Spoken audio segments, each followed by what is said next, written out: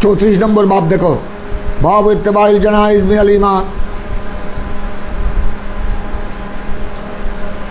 जनाजा के पीछे पीछे जाना है। इत्तिबा मानी लाशेर पिछने पिछने जावा नमाजे जनाजार जन्नो दाफनोर जन्नो, एटो मिनल ईमान। ये भी ईमान का, इमाम बुखारी का मकसद है ये साबित करना ये तमाम ईमान का जुज है, ये तमाम ईमान का।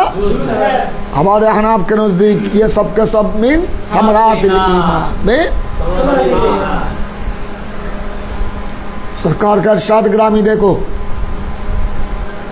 मन तबा जनाज़ता मुस्लिम ईमान व इहतिसाबा, जो भी किसी मुसलमान की जनाजा को, जो भी किसी मुसलमान की जनाजा, यहाँ जनाजा से मुराद सलातुल जनाजा नहीं, लाश कफीन। जो भी किसी मुसलमान की कफीन, जो भी किसी मुसलमान की कफीन के पीछे पीछे जाएगा ईमान व इहतिसाबा, ईमान के साथ व इहतिसाबा बनियतिस सवा, बनियतिस এই দুটা শর্ত।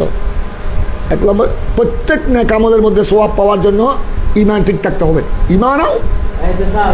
এইজন্য এই হাদিসের মধ্যে তোমরা দেখেছো মান ইত্তাবা জানাজাতা মুসলিমিন ঈমান ও ইহতিসাবা। আবার ওই তোমরা কিতাবুস সওমে পড়েছো, মিশকাত শরীফে পড়েছো, ওখানে পড়েছো মান সামা রমাদান ঈমান ও ইহতিসাবা। আবার লাইলাতুল কদর সম্পর্কে পড়েছো মান কামা লাইলাতুল কদরে ঈমান ও ইহতিসাবা। প্রত্যেক জায়গার মধ্যে ঈমান ও ইহতিসাব। তো এইসব হাদিসের মকসদ হলো প্রত্যেক নেক আমল আল্লাহর দরবারে কবুল হওয়ার জন্য কি লাগবে? ঈমান এক নম্বর, ঈমান এক নম্বর। ঈমান হলো বুনিয়াদ, রুকনে আব্বাল, এটা হলো মেইন বুনিয়াদ, এটা আসল ভিত্তি। তারপর লাগবে ওয়াহতিসাবা। ওয়াহতিসাবা মানে নিয়ত ঠিক থাকতে হবে। ওয়াহতিসাবা মানে কি? নিয়ত বিনিয়তিস সাওয়া। ওই তোমরা পড়েছো লা সাওয়াবা ইল্লা বিন্নিয়া, এটাই। এই জন্য বলছেন মান ইত্তাবা জানাজাতা মুসলিম ঈমান ওয়া ইহতিসাবা ওয়া কানা মাহু হাত্তা ইউসাল্লি আলাইহি। এবং দেখো ইত্তাবা মানে মইয়তের কফিনের পিছে পিছে যাওয়া, যিনি পিছনে পিছনে গিয়েছেন ওয়া কানা। এই জন্য মশলা খেয়াল রাখবা, এখানে রাসূল পাক সাল্লাল্লাহু আলাইহি ওয়াসাল্লাম শব্দ বলেছেন মান ইত্তাবা জানাজাতা মুসলিমিন। ইত্তাবা মানে পিছনে পিছনে যাওয়া। এই জন্য দেখো লাশ যাওয়ার সময়, লাশ যখন বের করবে, কোনো মুসলিম নরনারীর লাশ যখন ঘর থেকে বের হবে নামাজের জানাজার জন্য, দাফনের জন্য, তখন আপনার লাশের কফিনের আগে যাওয়া মানা। কারণ এখানে হাদিসের মধ্যে কিসের কথা এসেছে? ইত্তাবা মানে ইত্তাবা, কিসে যাওয়ার কথা এসেছে? পিছনে যাওয়ার এসেছে। এই এখান থেকে আরেকটা মশলা খেয়াল করো, বুখারীর হাদিস।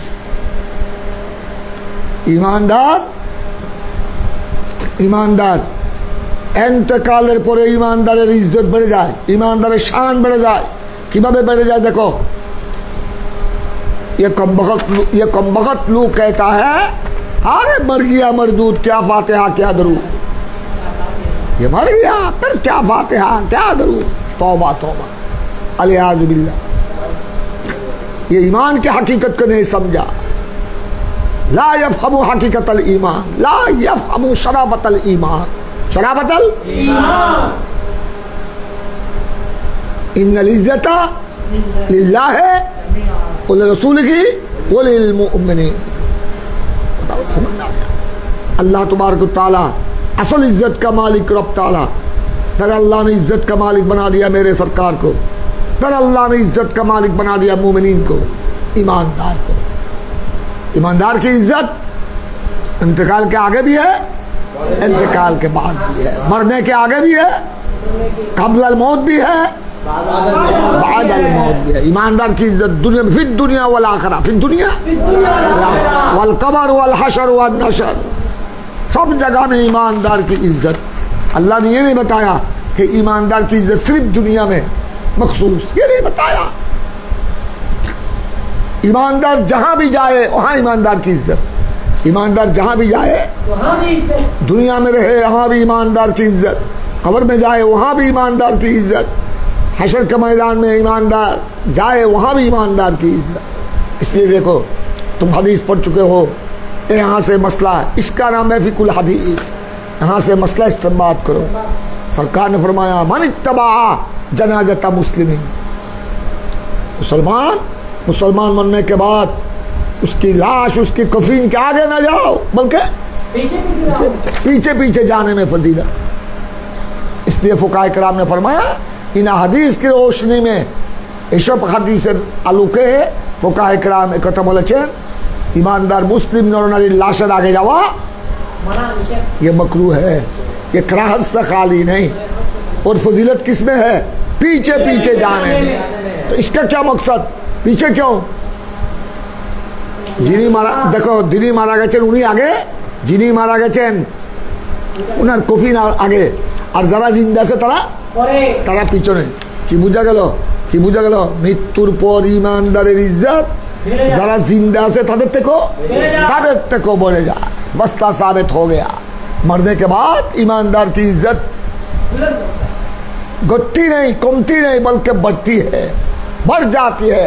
ईमानदार की इज्जत, जो मर गया उसका कफीन आगे है और जो जिंदा है पाड़ा प्रतिवेशी जो है पड़ोसी हमसाया भाई बरादर वो पीछे पीछे है। और देखो इज्जत যতক্ষণ আমরা তোমরা জেতাছি জিন্দাছি আমাদেরকে কে কাঁদে দিবে?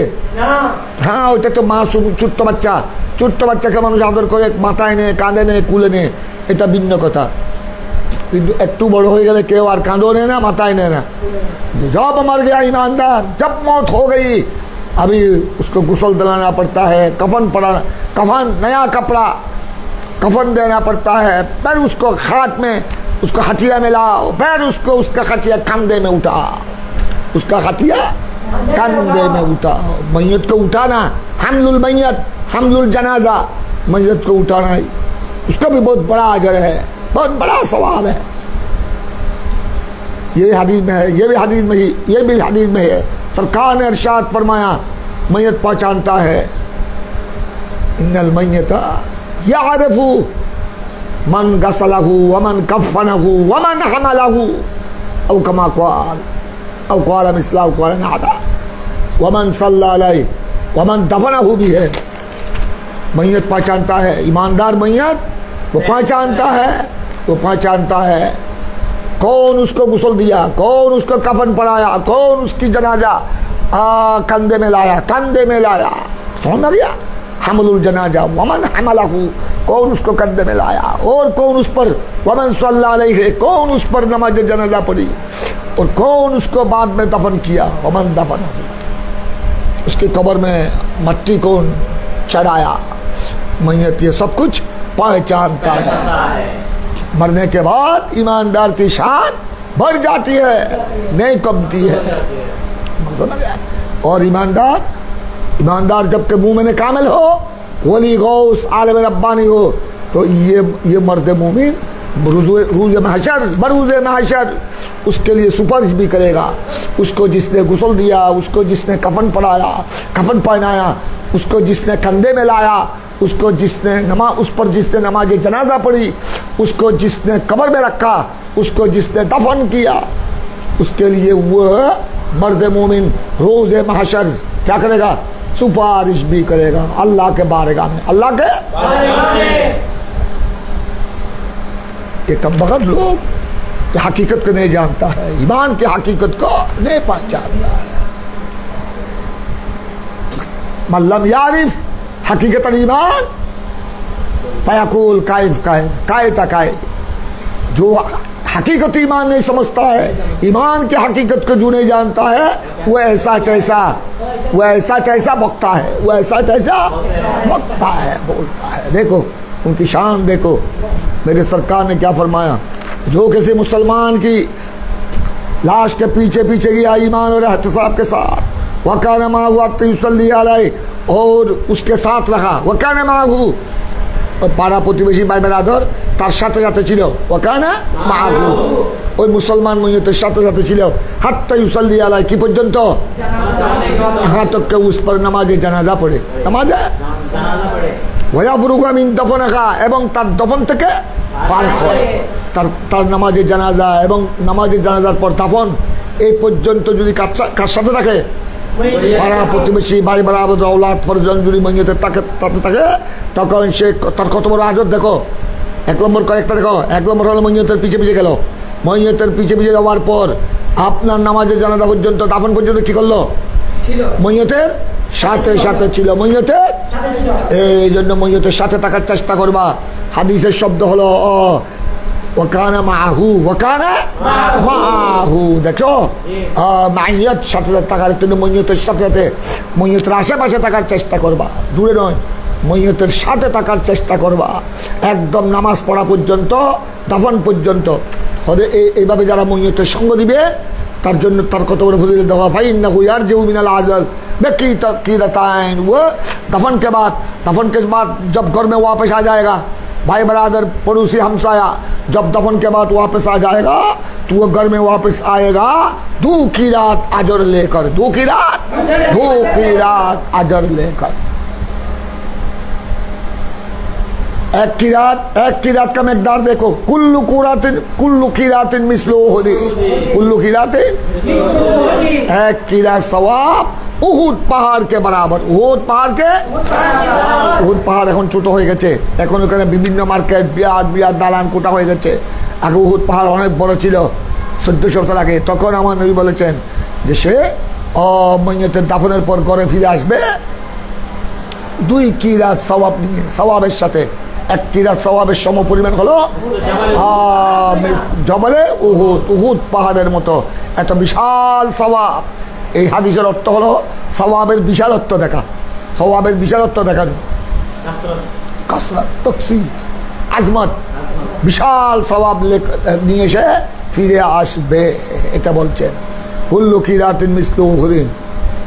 আর যে ব্যক্তি দেখো, আর যে ব্যক্তি মইয়তের পিছে পিছে গেল, তার সময় হাতে বেশি নাই, তার জরুরি অফিস আদালত আছে, কাজকর্ম আছে, অফিসে হাজির হতে হবে, বা স্কুল কলেজ মাদ্রাসার টিচার শিক্ষক, ওখানে যেতে হবে। সে বেশিক্ষণ থাকতে পারে নাই, মইয়তের পিছে পিছে গিয়েছে, নামাজে জানাজা পর্যন্ত সঙ্গে ছিল, নামাজে জানাজা পড়ে চলে এসেছে, সে আসবে 1 কিরাত নিয়ে। দাফন পর্যন্ত থাকলে 2 কিরাত, নামাজে জানাজার 1 কিরাত আর দাফনের আরেক কিরাত। আর যে দাফন পর্যন্ত অপেক্ষা করতে পারলো না, বেশি জরুরত থাকার কারণে চলে এসেছে, সেভাবে 1 কিরাত, এটা বলছেন। ওমান সাল্লাল্লাহু আলাইহি सोम राजा कबलान तुदफना, जो नमाज जनाजा पढ़कर आ गया और दफन के पहले फइन्नहु यरजू मिनल अजर बेकीरातिन, आई बेकीरातिन वाहिदिन, बेकीरातिन वाहिदिन। नमाज जनाजा पढ़कर वापस आ गया, वो 1 किरात लेकर आ गया। और जो नमाज जनाजा पढ़ा, नमाज जनाजा के बाद दफन करते क्या रहा, दफन तक इंतजार किया, दफन के बाद दुआ दिया करके आया, उसके लिए 2 किरात। ताबा उस्मान अल मुअज्जिन वाल हदसना अन मुहम्मद अन अबी हुरैरा अन नबी। ये देखो 35 नंबर बात देखो, हो फिल मुमिन अय्युहु बतामुलुहु हुवा ला यशउरु।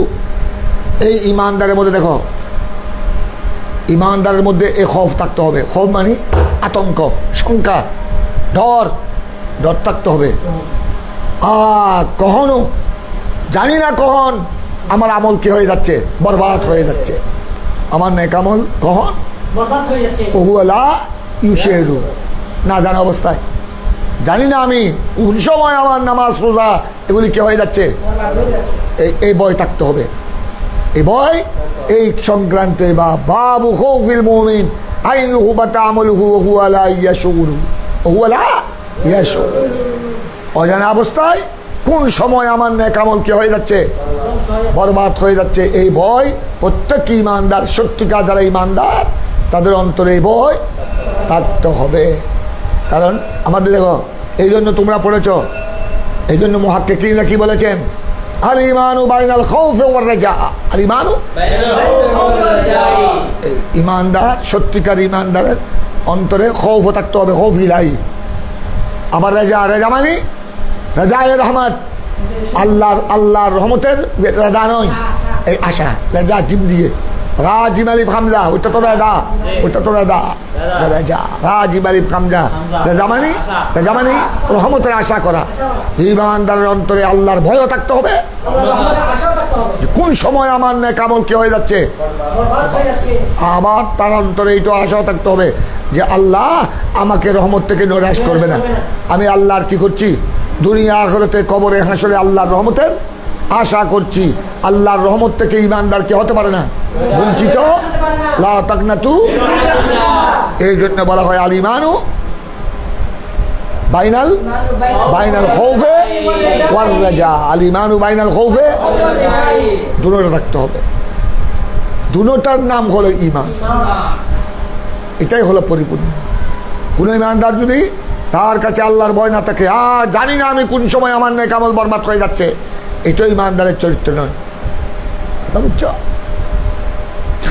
আরে আর আমার রহমতের আশা না করা, আমি তো আল্লাহর রহমত, আমি যে গুনাহ করেছি, আমি যত বড় পাপী তাপি, আমি কি আল্লাহর রহমতের আশা করব? আমি তো আল্লাহর রহমত পাবো না। যে আমি যে অপরাধ করেছি, এটাও ঈমানদারের কি নয়, চরিত্র নয়। যত বড় গুনাহগার হোক, যত বড় পাপী হোক, বিশ্ববিখ্যাত নাফরমান হলো, সে আল্লাহর রহমতের কি করবে, আশা করবে। যেহেতু আল্লাহ নিজেই বলেছেন লা তাকনাতু ইন্নাল্লাহা ইয়াগফিরুয যুনুবা জামিআ।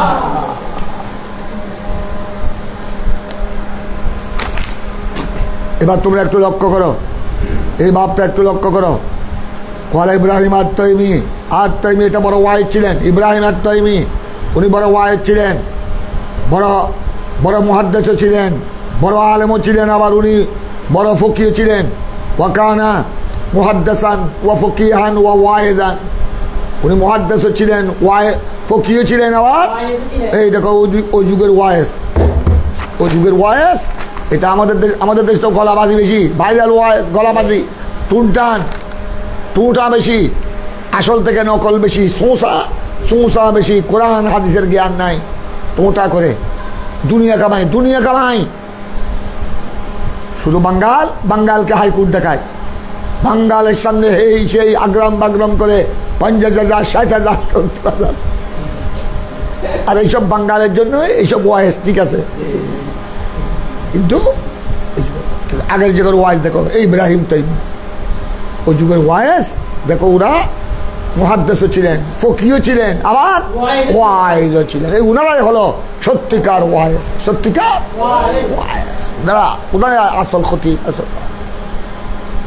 তোমাদের এই সহিহ বুখারীর যারা ব্যাখ্যা গ্রন্থ লিখেছেন, সরা লিখেছেন, তোর মধ্যে একজন ইমামে কস্তলানি, যেটা উনি লিখেছেন আরশাদুস সারি, ইমাম আসকলানি যেটা লিখেছেন এটা ফাতুল বারি, ইমামে মোল্লা আলী, ইমামে হযরতে আল্লামা আইনি যেটা লিখেছেন ওটা উমদাতুল কারি। আর আল্লামা কস্তলানি যেটা লিখেছেন, ইমামে আহমদ কস্তলানি, আল্লামা আহমদ কস্তলানি যেটা লিখেছেন ওটার নাম ইরশাদুস সারি শরহে সহিহুল বুখারী। দেখো কত বড় মুহাদ্দিস, বুখারীর মতো সহিহ বুখারীর মতো হাদিসের কিতাবের উনি কি লিখেছেন।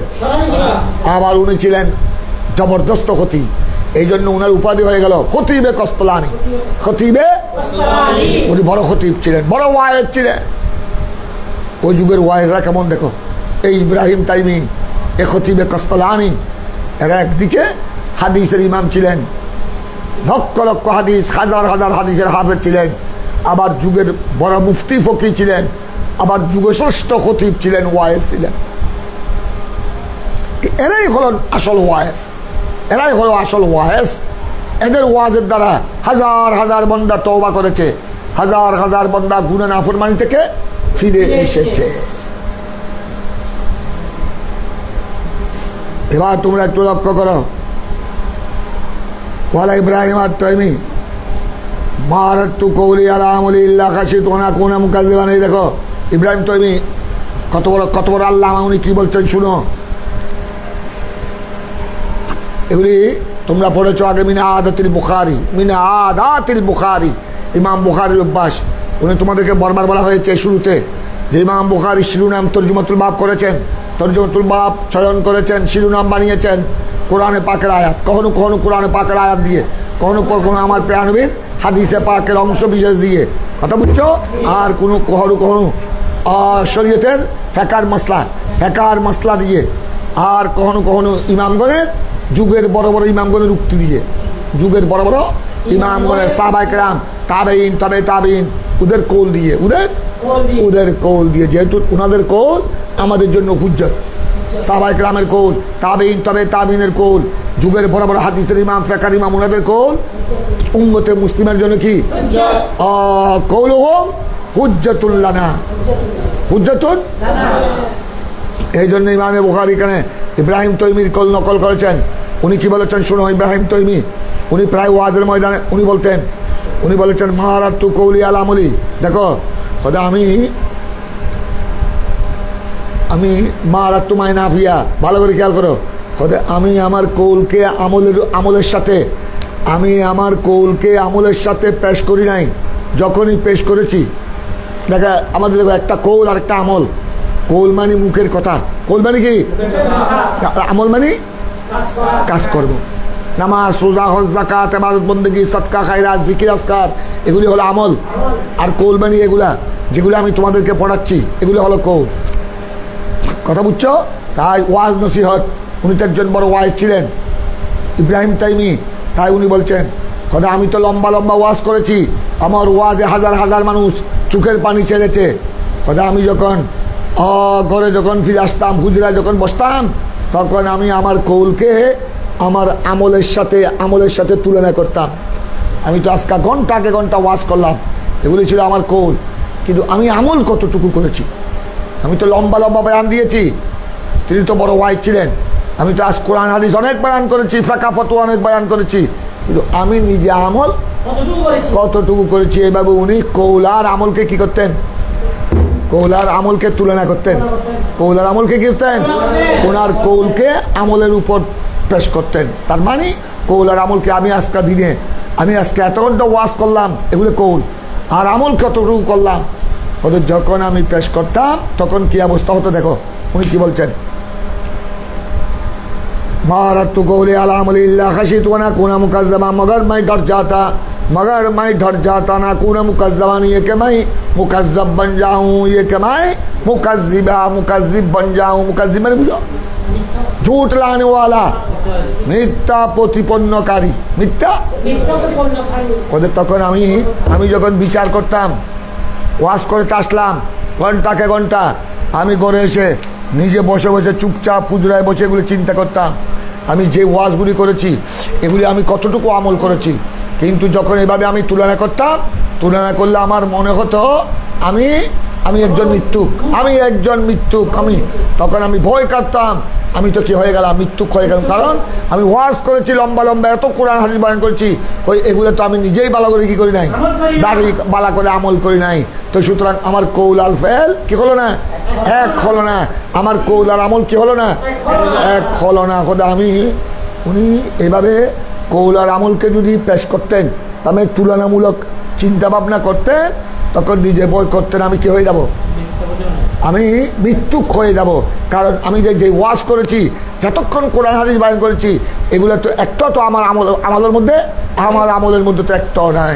তো বুঝা গেল কি, বুঝা গেল আমার আমল আর কৌল এক হলো না, আমার আমল আর কৌল কি হলো না, এক হলো না। এই জন্য তিনি অনেক সময় এটা চিন্তা করে ভয়ে কাতর হয়ে পড়তেন, আল্লাহর দরবারে শর্মিন্দা হয়ে পড়তেন।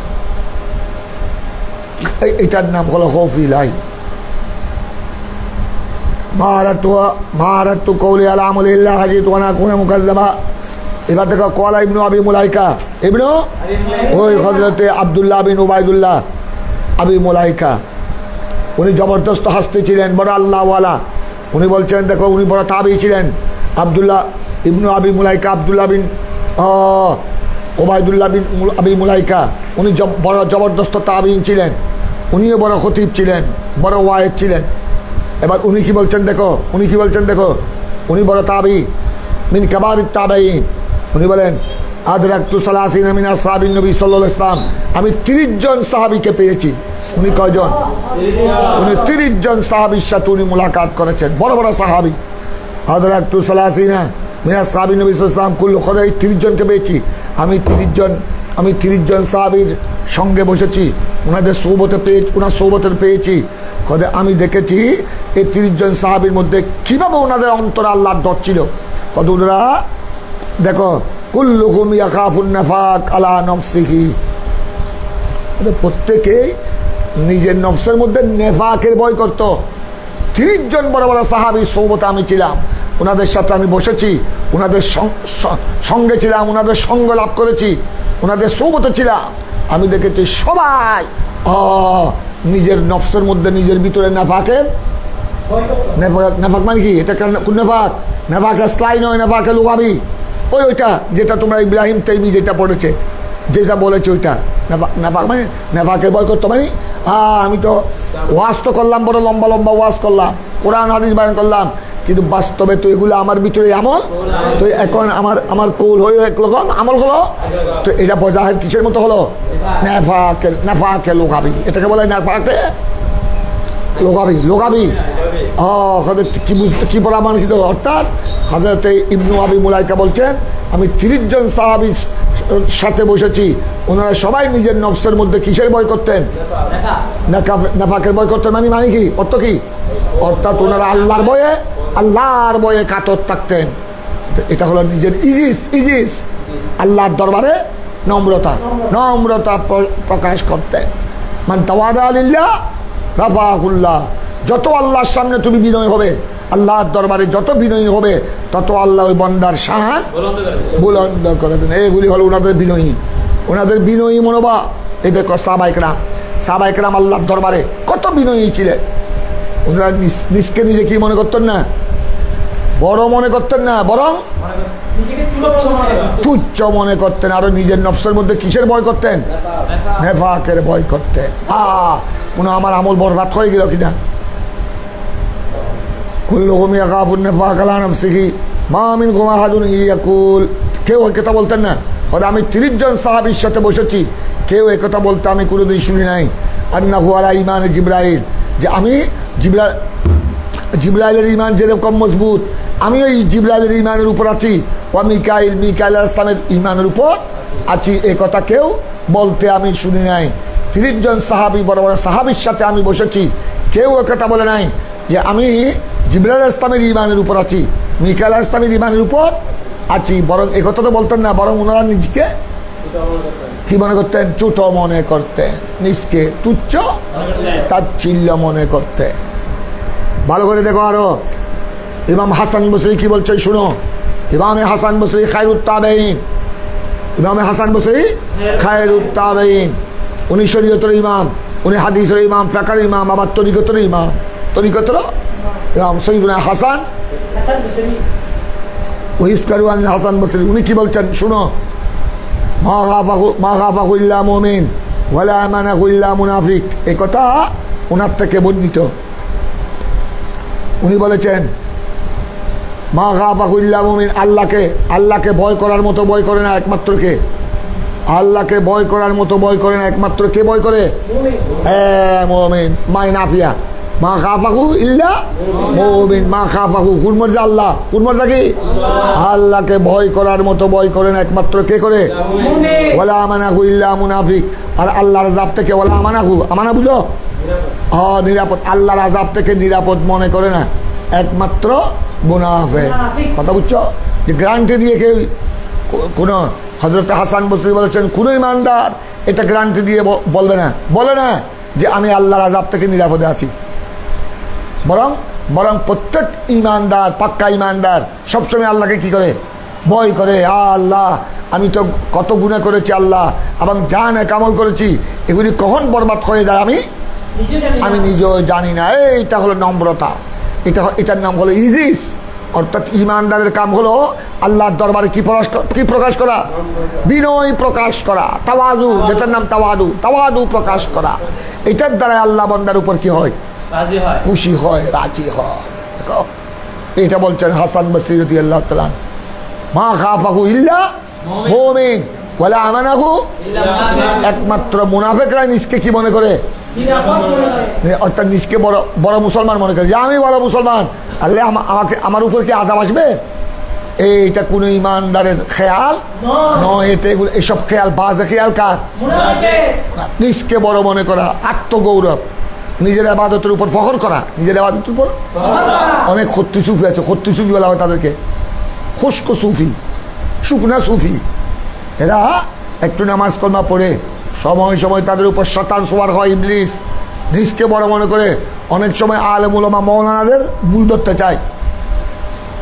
ওই খুশক সুফি এরা একটু নামাজ কলমা বেশি পড়ে, পরবর্তী পর্যায়ে শয়তান সওয়ার হয়ে যায়, তার নফস মোড়া হয়ে যায়, নফস মোড়া হয়ে যায়। সে নিজকে তখন ছোট মনে করে না, মৌলানাদের থেকে কি মনে করে? ইমাম খতিব থেকে করছে নিজকে বড় মনে করে। এইটা হলো আপনার তাকাব্বুরি। এটা তাকাব্বুর। তাকাব্বুরি একমাত্র ধ্বংসের মূল। এই জন্য তো তোমরা পড়েছ। এখন তো তোমরা এগুলা পড়ো না, এগুলা পড়বে। ওই শেখ সাদি রহমতুল্লাহ আলাইহি করিমের মধ্যে কত সুন্দর বলেছেন, তাকাব্বুর, তাকাব্বুর আজাজিলরা খার কর বজিন্দান লানত গ্রেফতার কর। ওখানে একটা তাকাব্বুরের বয়ান আছে, শুরু দিয়ে আছে করিমের মধ্যে। ওখানে উনি এই শহর লিখেছেন, হ্যাঁ, দার বয়ানে তাকাব্বুর। ওখানে তিনি বলেছেন শেখ সাদি আলাইহির রহমান, বুজুর্গদের কৌলের মধ্যে অনেক হেদায়েত আছে। বুজুর্গানে দিনের কৌলের মধ্যে আপনার অনেক হেদায়েত পাওয়া যায়। ওনাদের কৌলের মধ্যে অনেক কিছু শিক্ষণীয় বিষয় রয়েছে। কত সুন্দর কথা বলে দেখো। এগুলি কোরআন হাদিসের সারমর্ম, কোরআন হাদিসের সাবস্টেন্স, খুলাসাতুল কোরআন ওয়াল হাদিস। এই মসনবী শরীফ, এই গুলিস্তা, বুস্তা, এই পন্দানামা, এই করিমা, কথা বুঝছো? এগুলি হলো কোরআন ও সুন্নাত খোলাসা, সাবস্টেন্স, সামারি। আপনারা ছন্দ আকারে তুলে ধরেছেন, কত সুন্দর বলেছেন। দেখো, তাকাব্বুর আজাজিলরা, আজাজিল মানে ইবলিসের আগের নাম ছিল কি? আজাজ। এই তাকাব্বুর একমাত্র আত্মগৌরব, অহমিকা, একমাত্র আত্মগৌরব। ওই হযরত আদম আলাইহিস সালামের সামনে তার তাকাব্বুরি। সে আদম ও সফিউল্লাহর সামনে মাথা নত করে নাই, ওনাকে আদব করে নাই। আরো বলেছে ওয়ানা খায়রুম মিনহু, ওয়ানা, আমি তার থেকে কি? আমি তার থেকে উত্তম, তাকে কেন আমি সিজদা করব? এই তাকাব্বুরির দ্বারা তাকাব্বুর, এই আজাজিলকে, এই শয়তান ইবলিসকে তাকাব্বুর আজাজিলরা খার কর, খা ওয়ালিবরা, খার মানে দলিল খাস, আজ তাকে অপদস্থ করে দিল, লাঞ্ছিত হয়ে গেল একমাত্র তাকাব্বুরির কারণে। বজিন্দানে লানত গ্রেফতার। আর সে লানতের মালা পেয়েছে, লানতের মালা। আল্লাহ সম্মানী ব্যক্তিরা পাই ফুলের মালা, গলার মালা, আর সে পেয়েছে লানতের মালা। একমাত্র কিসের কারণে? এই তাকাব্বুরির কারণে, আত্মগৌরব। এই জন্য আমার নবী সাহাবায়ে কেরাম, দেখো সাহাবায়ে কেরাম থেকে বড় মুসলমান কে আছে আমাকে বলো? সাহাবায়ে কেরাম হলো বিশ্বের মধ্যে 1 নম্বরের মুসলমান, 1 নম্বরের ইমানদার। নবীগণের পরের মর্যাদা সাহাবায়ে কেরামের। এরকম ইবনু আবি মুলাইকা, যেটা তোমরা প্রথমে পড়েছ, আল্লামা ইমামে বুখারী যার রেফারেন্স দিয়েছেন, ইবনু আবি মুলাইকা বড় জবরদস্ত তাবি। তিনি বলেছেন, তার উক্তি তোমরা পড়েছ, আমি 30 জন সাহাবী, আমার নবীর বড় বড় সাহাবীকে আমি পেয়েছি, কেউ কোনোদিন তাকাব্বুরি করতে, তাকাব্বুরি তো করে নাই, আত্মগৌরব, ভান বাড়াই করে নাই, বরং ওনারা সবাই নিজের নফসের উপর নেফাকের ভয় করেছেন। তার মানে জানি না কোন সময় আমার আমল কি হয়ে যায়, বরবাদ হয়ে যায়। এটার নামে হলো খশিয়তে ইলাহি। এটার নাম কি? খশিয়তে ইলাহি। এটার নাম তাসকিয়াতুন নফস। ওনারা নফসকে কিভাবে পবিত্র রেখেছেন? আল্লাহর ভয়ে, আল্লাহর ভয়ে, সবসময় অন্তরের মধ্যে আল্লাহর ভয়, খশিয়তে ইলাহি।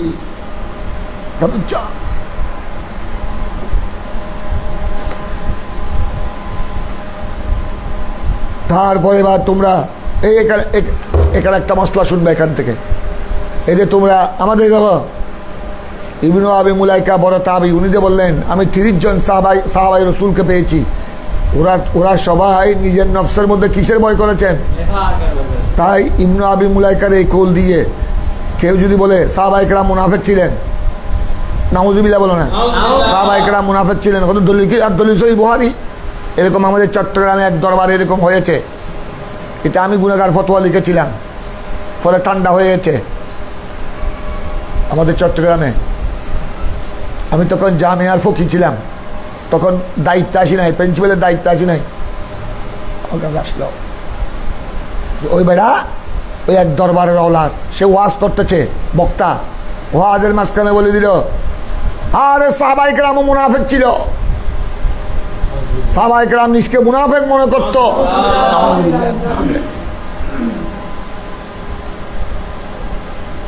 আরেকজনকে রদ করতে গিয়ে সে এই বুখারীর উক্তি এটা দিয়েছেন, এটা বুখারীর এই উক্তি। তো এই কথার উপর, ইবনু আবি মুলাইকার কথার উপর, বুখারীর এই উক্তির উপর ভিত্তি করে কোনো সাহাবায়ে কেরামকে যদি কেউ মুনাফিক বলে, হে বুখারীতে আছে না, ইবনু আবি মুলাইকা বলেছেন আমি 30 জন সাহাবীর সাথে আমার দেখা হয়েছে, ওনারা সবাই নিজের নফসের মধ্যে নিজের ভিতরে কিসের ভয় করত? সুতরাং সাহাবায়ে কেরামরা কি ছিল? সাহাবায়ে কেরামরা মুনাফিক ছিল। আলিয়াযুবিল্লাহ, আস্তাগফিরুল্লাহ আলাযীম। এরকম বলার সাথে সাথে সে কি হয়ে যাবে?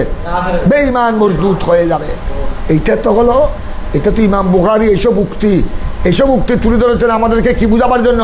অর্থাৎ সাহাবায়ে কেরামের ইজিজ, সাহাবায়ে কেরামের তাকওয়া, খশিয়ত ইলাহি, ওনারা আল্লাহকে কিভাবে ভয় করতেন, ওনাদের তাওয়াদু, ওনারা আল্লাহর সামনে কিভাবে নিজকে ছোট মনে করতেন, কিভাবে নিজকে ছোট মনে করতেন, তুচ্ছ মনে করতেন। এটাই শিক্ষা দেওয়ার জন্য এই কথাগুলো, এই আকওয়ালগুলো ইমামে বুখারী কি করেছেন? উল্লেখ করেছেন। উনাদেরকে নাউজুবিল্লাহ সাহাবায়ে কেরামকে মুনাফিক দেখার জন্য এই উক্তিগুলি উনি এখানে উল্লেখ করেন না। এগুলা সব জবাব দিয়েছেন ইমামে শারহে সহিহ মুসলিম, ইমামে মুহিউদ্দিন নববী আলাইহি রহমা, এবং বড় বড় শারহিন ইবনে হাজার আসকালানি, হযরতে ইমামে আল্লামা আইনি সহ। এগুলো একমাত্র উদ্দেশ্য হলো ওনারা কিভাবে আল্লাহর সামনে নিজকে তুচ্ছ মনে করতেন, কিভাবে ওনাদের অন্তরের মধ্যে খাশিয়ত ইলাহি ছিল, আল্লাহর ভয় ছিল। অর্থাৎ ওনাদের মুত্তাকিয়ে কামেল, ওনারা কত বড় তাকওয়ার মালিক ছিলেন, এটাই হলো এইসব উক্তির মাধ্যমে বুঝাচ্ছে। এবার তোমরা হাদিস দেখো,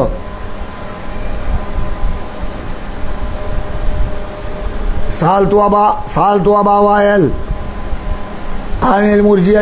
আবু ওয়াইল উনি তাবেঈ, উনি একজন জবরদস্ত তাবেঈ।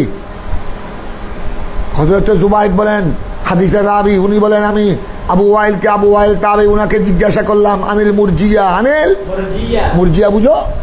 আমার দিকে শুনো, বাতিল ফেরকার মধ্যে, জাহান্নামী ফেরকাদের মধ্যে একটা ফেরকার নাম হলো মুরজিয়া। কথা বুঝছো? মুরজিয়া আমাদের দেখো, এখন মুরজিয়া ফেরকা প্রায় বিলুপ্তির পথে, ওই মু'তাজিলা কদরিয়ার মতো, এগুলি সব কদরিয়া মানে বুঝো? কদরিয়া মানে সলবে মাগজ, আই মুনকারুল কদর, যারা যেসব ফেরকার অনুসারী তকদিরকে কি করে? অস্বীকার করে, এদেরকে বলা হয় কদরিয়া। তকদিরকে বিশ্বাস করা এটাও হলো ইমানদারের উপর ফরজ। যারা তকদিরকে বিশ্বাস করে না, এরা হলো জাহান্নামী ফেরকার অন্তর্ভুক্ত। এই কদরিয়া ফেরকা মানে এদের নাম কদরিয়া। আবার তোমরা এটা মনে করো না কদরিয়া মানে তকদিরকে বেশি মানে, এটা নয়। চলবে ওই শান্তি বাহিনীর মতো, নাম হলো শান্তি বাহিনী কিন্তু কাজ হলো অশান্তি। এই কদরিয়া এরকম। কদরিয়া মানে তকদিরকে মাননেওয়ালা, এটা নয়, বরং তকদিরকে ইনকার করনো। তকদিরকে মানলে তো আর এরা বাতিল ফেরকা হতো না, তকদিরকে মানলে তো এরা জাহান্নামী ফেরকা হতো না। এরা তো তকদিরকে মানলে আহলে সুন্নাত ওয়াল জামাতের অনুসারী হতো। এটা বাতিল কেন হয়ে গেল? হ্যাঁ, তকদিরকে এই জন্য আহলে সুন্নাত ওয়াল জামাতের বড় আদর্শ হলো ওনারা আমরা তকদির উপর কিনেছি ঈমান বিল কদর। তোমরা পড়েছ প্রায় হাদিসের কিতাবের মধ্যে বাব আছে, শিরোনাম আছে ঈমান, বাবুল ঈমান বিল কদর। তকদির উপর বিশ্বাস রাখা, পরিপূর্ণ বিশ্বাস রাখতে হবে, এটা কদরিয়া। মুতজিলা, আরেকটা মুরজিয়া। মুরজিয়া কি জানো? মুরজিয়া ফেরকা। আর যা বাবে বাল থেকে আর যা ইউরজি আর জান, আর আর যা মানে বুঝো, বাবে বাল আর যা মসদর, আর যা মানে আত-তাখির, আল আর যাও আত-তাখির, তাখির মানে বুঝো। এরা এই ফেরকা, এই মুরজিয়া ফেরকা,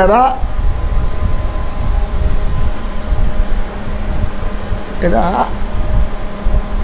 আমলকে গুরুত্ব দেয় না। নামাজ রোজা হজ জাকাত কিচ্ছুর দরকার নাই, এরা এগুলোকে তাকিদ মনে করে। কে ইচ্ছা করলে পড়লেও পড়ুক, না পড়লে না পড়ুক, আল্লাহকে বিশ্বাস করেছে, ওই এদের জলিল হলো ওইটা। ওই তোমরা মিশকাত শরীফে পড়েছ, মান ক্বালা লা ইলাহা ইল্লাল্লাহ দাখালাল জান্নাহ। যে লা ইলাহা ইল্লাল্লাহটা পড়েছে, আল্লাহ ছাড়া কোনো মাবুদ নাই, বস দাখালাল জান্নাহ, সে কোথায় চলে যাবে? আর আমলের কোনো দরকার, তার নামাজ রোজা হজ জাকাতের কোনো দরকার নাই, এগুলি সব আবুল তাবুল। নাউযুবিল্লাহি মিন যালিক। কথা বুঝছো? এই ফেরকার নাম হলো ফেরকায়ে মুরজিয়া। মুরজিয়া মানে কি বুঝলা? মুরজিয়া মানে কি বললাম? মুরজিয়া মানে আমলকে তাখির করনে ওয়ালা। তার মানে আমলকে গুরুত্ব দেয় না, আমলকে গুরুত্ব দেয় না। কে পড়লো পড়ুক, না পড়লো না পড়ুক, মোটামুটি যদি আল্লাহকে যদি বিশ্বাস করে, বস তার ঠিকানা দাখালাল জান্নাহ। এরা আমলকে গুরুত্ব। আমাদের আহলে সুন্নাত ওয়াল জামাত আমরা বলি, 1 নম্বর ইমান। ইমান ঠিক থাকতে হবে। ইমানের পর আমল অবশ্যই লাজেম, আমল অবশ্যই লাজেম। তার উপর পঞ্জগায় নামাজ ফরজ, তার উপর মাহে রমজানের রোজা ফরজ থাকতে, আপনার সাহেবে ইস্তেতাআত হলে তার উপর হজ ফরজ, সে বিত্তবান হলে তার উপর প্রত্যেক বছর যাকাত ফরজ। আমরা এগুলাকে তাখির মনে করি না, আহলে সুন্নাত ওয়াল জামাত এগুলোকে ফরজ মনে করে। আর ফেরকায়ে মুরজিয়া নামাজ রোজা হজ যাকাত এগুলোকে কি মনে করে না? এগুলোকে ফরজ মনে করে না, এগুলোকে মনে করে তাখির। কে পড়লো পড়ুক, কে না করলো না পড়ুক, না পড়লো আপনার সে জাহান্নামে যাবে না, ওই সে আপনার তার ঠিকানা জান্নাত। নাউযুবিল্লাহি মিন যালিক। তো হযরতে রাবি জুবাইদ বলছেন, আমি আবু ওয়াইল থেকে, আবু ওয়াইল তাবি, আমি ওনার থেকে ফেরকায়ে মুরজিয়া সম্পর্কে প্রশ্ন করলাম। তখন দেখো তিনি তখন আমাকে এই হাদিস দিয়ে উত্তর দিলেন। ফাকাল হাদাসানি আব্দুল্লাহ, আব্দুল্লাহ মানে আব্দুল্লাহ বিন মাসউদ, আব্দুল্লাহ বিন মাসউদ থেকে বর্ণিত হাদিস দিয়ে তিনি আমাকে উত্তর দিলেন। এই হাদিস আব্দুল্লাহ বিন মাসউদ থেকে বর্ণিত। আন্নান নবী সাল্লাল্লাহু আলাইহি সাল্লাম কওয়াল, রাসূল পাকের বাণী শুনো, সাবাবুল মুসলিমে সিবাবুল মুসলিমে ফুসুকুন ওয়া কিতালুহু কুফরুন। হে ভালো করে খেয়াল করো, এই হাদিস দিয়ে আব্দুল্লাহ বিন মাসউদ থেকে বর্ণিত হাদিস, এই হাদিস দিয়ে হযরত আবু ওয়াইল উত্তর দিলেন। ওনাকে তো প্রশ্ন করা হয়েছিল, জুবাইদ নামী রাবি, এই হাদিসের একজন রাবি জুবাইদ, সৈয়দনা জুবাইদ, উনি প্রশ্ন করেছিলেন আবু ওয়াইল তাবি থেকে যে হুজুর, মুরজিয়া ফেরকা সম্পর্কে আপনার কি অভিমত? ফেরকায়ে মুরজিয়া যারা আমলকে গুরুত্ব দেয় না, যাদের কাছে আমল নামাজ রোজা হজ যাকাত গুরুত্বহীন, তাদের সম্পর্কে আপনার কি অভিমত? তখন তিনি এই হাদিস দিয়ে কি দিয়েছেন? এই হাদিস দিয়ে আব্দুল্লাহ বিন মাসউদ থেকে বর্ণিত হাদিস দিয়ে জবাব দিয়েছেন। এই হাদিসের অর্থ দেখো, এখন তোমরা বুঝতে পারবা। আমার নবী ইরশাদ করছেন, সাবাবুল মুসলিমে ফুসুকুন, মুসলমানদেরকে গালিগালাজ করা, মুসলমানদেরকে গালিগালাজ করা এটা কি? ফুসুকুন, ফুসুকুন মানে ফাসিকি। আবার বলেছেন ওয়া কিতালুহু কুফরুন, মুসলমানদেরকে হত্যা করা, জেনে শুনে মুসলমানের রক্ত হালাল মনে করে, মুসলমানের রক্ত হালাল মনে করে কি করা? হত্যা করা। এটা কি? এটা কাফের হয়ে যাবে, কুফরুন। অথবা অথবা আমাদের দেখো, অথবা কুফরুন এক অর্থ কুফরানে নিয়ামত, কুফরানে মুসলমানদেরকে হত্যা করা, এটা আল্লাহর নিয়ামতের নাফরমানি। তো এ হাদিস দিয়ে আমাদের দেখো, এ হাদিস দিয়ে জবাব দিয়ে কি বুঝাতে চেয়েছেন? এ হাদিস থেকে তোমরা হাদিস থেকে জবাব কি পেয়েছ? আমাদের দেখো, আবু ওয়াইলকে জিজ্ঞাসা করা হয়েছিল, হুজুর মুরজিয়া সম্পর্কে আপনার কি মত, আপনার কি অভিমত? তিনি নিজে কোনো জবাব না দিয়ে এ হাদিস দিয়ে কি দিয়েছেন? যে হাদিসটা বর্ণনা করেছেন আমার রাসূল থেকে কে? আব্দুল্লাহ বিন মাসউদ রাদিয়াল্লাহু তাআলা আনহুমা। তো এই হাদিস থেকে কি জবাব দিতে চেয়েছিলেন? এই হাদিসের জবাবটা কি হবে মুরজিয়া সম্পর্কে? অর্থাৎ মুরজিয়া তো তোমরা আগে শুনেছো আমার থেকে, মুরজিয়া মানে এরা আমলকে তুচ্ছ তাচ্ছিল্য মনে করে। একটা হলো তাগীদ, আরেকটা এরা সবসময় এরা বইকে গুরুত্ব দেয় না, বইকে গুরুত্ব না, এরা মুরজিয়ার আর কত রাজা থেকে রাজা, রাজা মানে আশা। এরা এরা আমল করুক আর না করুক, তাদের তাদের তাদের দলিল হলো, তাদের যুক্তি হলো কেউ আমল করুক আর না করুক সে আল্লাহর রহমতের আশায় বেহেশত পাবে। এই হাদিস দিয়ে কি জবাব দিতে চেয়েছেন? এখন দেখো আমাদের দেখো তোমরা সবাই, যদি আমল গুরুত্বহীন হয়, ভালো করে খেয়াল করো, আমলের যদি প্রয়োজন না হয়, আমার নবী কি কথা বলতেন? সাবাবুল মুসলিমে ফুসুকুন, মুসলমানকে গালি দিলে কি হয়ে যাবে? ফাসিক হয়ে যাবে। তার মানে কি? মুসলমানকে গালি দিলে ফাসিক হয়ে যাবে, তার মানে তার ঈমান নাকেস হয়ে যাবে। ফাসিক মানে কি? ঈমান মুমিনে নাকেস, মুমিনে। তো কি বোঝা গেল এখন? কি বোঝা গেল? ইসলামের মধ্যে আমলের গুরুত্ব আছে না নাই? আমলের গুরুত্ব আছে বিদায় কেউ যদি কোনো মুসলমানকে কি দে গালি গালি দেখে হয়ে যাবে, তার মানে তার ঈমান নাকেস হয়ে যাবে। আরো বলেছেন ওয়া কাতালুহু কুফরুন, কোনো মুসলমানের রক্ত হালাল মনে করে যদি কি করে, কোনো মুসলমানের রক্ত হালাল মনে করে যদি হত্যা করে, তখন সে কাফের হয়ে যাবে। কি বোঝা গেল এখন? আমলের দ্বারা, এটা একটা আমল, কোনো মুসলমানকে হত্যা করে এটা একটা আমল, কাজ। তো বুঝা গেল কাজের দ্বারা শুধু শুধু মান কোয়ালা লা ইলাহা ইল্লাল্লাহ, শুধু লা ইলাহা ইল্লাল্লাহ পড়লে হবে না, লা ইলাহা ইল্লাল্লাহ পড়তে হবে, আবার তার আমলও ঠিক থাকতে হবে, তার আমলও ঠিক থাকতে হবে। তার আমল যদি বেশ কম হয়, লা ইলাহা ইল্লাল্লাহ বলার পরেও সে কি হয়ে যায়? কাফের হয়ে যায়। যেমন হাদিসে পাক ইবনে আব্দুল্লাহ বিন মাসউদ থেকে বর্ণিত হাদিসে আমার নবী ইরশাদ করেছেন, সাবাবুল মুসলিমে ফুসুকুন ওয়া কিতালুহু কুফরুন। এই হাদিস দ্বারা, এই হাদিস দিয়ে হযরত আবু ওয়াইল উত্তর দিয়েছেন জুবায়ের রাবিকে। তখন কি বোঝা গেল? এই হাদিস থেকে স্পষ্ট হয়ে গেল যে আপনার ইসলামের মধ্যে আমলের কি আছে?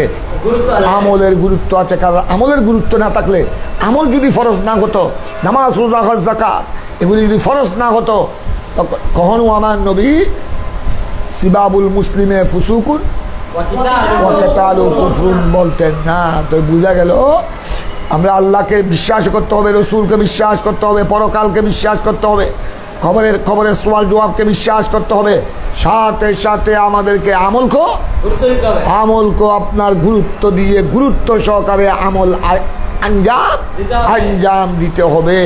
এটাই হলো আহলে সুন্নাত ওয়াল জামাতের আকীদা।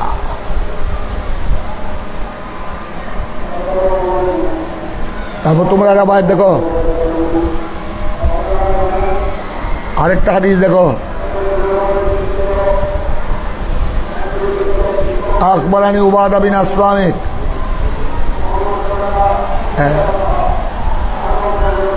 बारी जाओ बाती जाओ।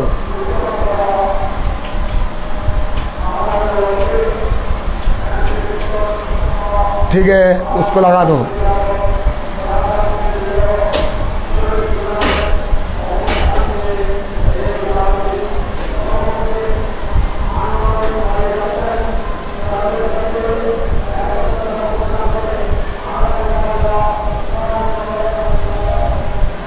बढ़ जाओ।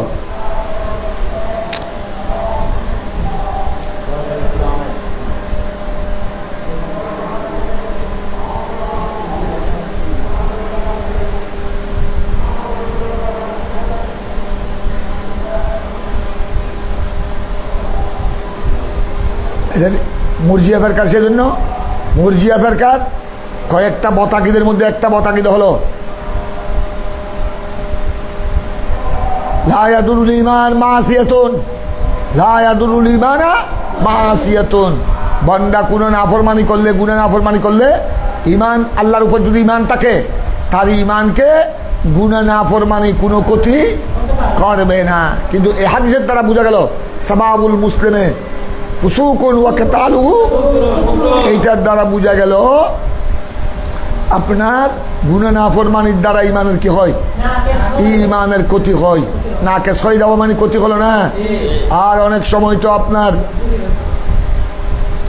গুনাহ নাফরমানি যদি মুসলমানের রক্তকে যদি হালাল মনে করে হত্যা করে, তখন তো কি হয়ে যাবে? কাফের হয়ে যাবে। তার মানে আমলের দ্বারা ঈমান কি হয়ে যায়? ধ্বংস হয়ে যায়। এটাই হলো আমাদের আহলে সুন্নাত ওয়াল জামাতের আকীদায়। আর এই কম বক্তব্য মুরজিয়া ফিরকাদের বক্তব্য হলো লা ইয়াদুল ঈমানা মাসিয়াতুন, गुनाह नाफरमानी ने ईमान को दरर नहीं कर सकता है, नुकसान नहीं कर सकता है। अलियाज़ बिल्लाह। তারপর তোমরা আরেকটা হাদিস দেখো, এই হাদিস তোমরা মিশকাত শরীফ কিতাবুস সওম পড়েছো, মিশকাত শরীফ কিতাবুস সওম পড়েছো, এখানেও পড়বা, বুখারীতেও পড়বা। তোমরা কিতাবুস সওমের মধ্যে হাদিস এখানেও আছে, ওই বাবু লাইলাতুল কদর, বাবু লাইলাতুল কদরের মধ্যে হাদিস তোমরা পড়েছো, এখানেও পড়বে, আর অন্যান্য হাদিসের কিতাবও তোমরা পাবে। দেখো উবাদা বিন সামিদ রাদিয়াল্লাহু তাআলা আনহু থেকে বর্ণিত, আন্না রাসূলুল্লাহ সাল্লাল্লাহু আলাইহি ওয়াসাল্লাম খারাজা ইউখবিরু বিলায়াতিল কদর। আমার নবী একদিন বের হলেন, আমার নবী একদিন বের হলেন, ভালো করে খেয়াল করো, ইউখবিরু বিলায়াতিল কদর, সাহাবায়ে কেরামকে লাইলাতুল কদর সম্পর্কে খবর দেওয়ার জন্য, সাহাবায়ে কেরামকে লাইলাতুল কদর সম্পর্কে খবর দেওয়ার জন্য আমার নবী একদিন হুজরা শরীফ থেকে বের হলেন। কিন্তু আমার নবী দেখলেন, অথচ আমার নবী বের হলেন, ওই তোমরা হাদিসের ইবারত দেখো, আন্না রাসূলুল্লাহ সাল্লাল্লাহু আলাইহি ওয়াসাল্লাম খারাজা ইউখবিরু বিলাইলাতিল কদরে। আমার নবী বের হলেন হুজরা শরীফ থেকে কি সম্পর্কে খবর দেওয়ার জন্য। কিন্তু আমার নবী হুজরা শরীফ থেকে বের হওয়ার পর দেখলেন ফাতালাহা রাজুলান মিনাল মুসলিমিন। তালাহা মানে বুঝো, তানাজা, মুসলমানের মধ্যে দুইজন রজুলান, দুইজন ঝগড়ায় লিপ্ত, ঝগড়ায় লিপ্ত। তখন আমার নবী বললেন, সকল এই নিয়ে খারাজ তুলে উবেরাকুম বিলায়াতিল কদর, আরে আমি তো বের হয়েছিলাম তোমাদেরকে লাইলাতুল কদরের শুভ সংবাদ দেওয়ার জন্য, যে লাইলাতুল কদর এটা বৎসরে কোন রাত, লাইলাতুল কদর এটা রমজানের কোন রাতকে বলা হয়, এবং এই রাতের ফজিলত কত বড়, এগুলি বলার জন্য আমি হুজরা থেকে বের হয়েছিলাম। কিন্তু তোমরা ওয়াইন্নাহু তালাহা ফুলানুন ওয়া ফুলানুন, কিন্তু এই দুইজন ফুলানা এই দুইজন কি করতেছে, ঝগড়া করার কারণে ফারুফিয়াত মানে বুঝছো, এদের ঝগড়ার কারণে আমি যে লাইলাতুল কদরের খবর দেওয়ার জন্য বের হয়েছিলাম, ওইটা আমার থেকে উঠিয়ে নেওয়া হয়েছে, উঠিয়ে ফারুফিয়াত। তার মানে আল্লাহ আমাকে লাইলাতুল কদর সম্পর্কে পরিপূর্ণ অবগত করেছিলেন, একমাত্র তোমরা দুইজনের ঝগড়ার কারণে আবার আল্লাহ ওইটাকে উঠিয়ে নিয়েছেন, তার মানে আমাকে আল্লাহ নিষেধ করেছেন লাইলাতুল কদরের তারিখ সময় না বলার জন্য। বের হয়েছিলাম আমি তোমাদেরকে লাইলাতুল কদর সম্পর্কে অবগত করাবার জন্য, কিন্তু এই দুইজনের ঝগড়ার কারণে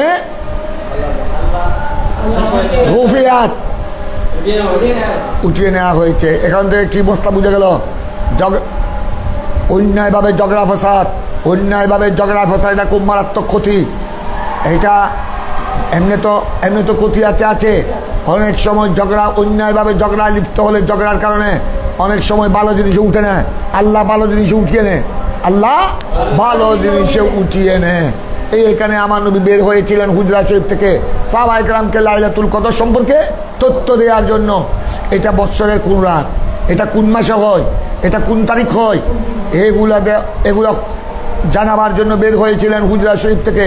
কিন্তু দুইজনের ঝগড়ার কারণে আমার নবী আর বলেন নাই। এটা আরো তার মানে আল্লাহর পক্ষ থেকে কি এসেছে, আল্লাহর পক্ষ থেকে নিষেধাজ্ঞা এসে গেছে। ঝগড়ার কারণে অনেক সময় ভালো জিনিস নিয়ামত কি হয়ে যায়, ঝগড়ার কারণে নিয়ামত উঠে যায়। তাই আমার নবী বললেন এই দুইজনে ঝগড়া করার কারণে ফারুফিয়াত। তবে আমার নবী এটা বললেন, তবে হ্যাঁ ওয়াসা ইয়াকুনা খায়রাল লাকুম, তবে হ্যাঁ আল্লাহ উঠিয়ে নিয়ে গেলেন, তার মানে আমাকে লাইলাতুল কদরের নির্দিষ্ট তারিখ বলতে নিষেধ করলেন, ওইটা হয়তো ভালো হতে পারে। ওয়াসা ইয়াকুনা খায়রাল লাকুম, এটা তোমাদের জন্য কি হতে পারে, তার মানে কি বলা, দেখো আমার দেখো, আমি যদি তোমাদেরকে বলে দিতাম, তোমাদের ঝগড়া না দেখলে তো আমি তোমাদের দুইজনের ঝগড়া না দেখলে আমি বলে দিতাম, আমি বলে দিলে তোমরা, আমি তো নির্দিষ্ট তারিখ বলতাম, এটা বৎসরের এই রাত, এটা এই মাসে, এটা বলে দিলে তোমরা শুধু ওই একদিনের জন্য ওই একদিনে তোমরা একদিনে ইবাদত করে বসে থাকতা, আর অন্যদিন লাইলাতুল কদর তালাশ করতে না।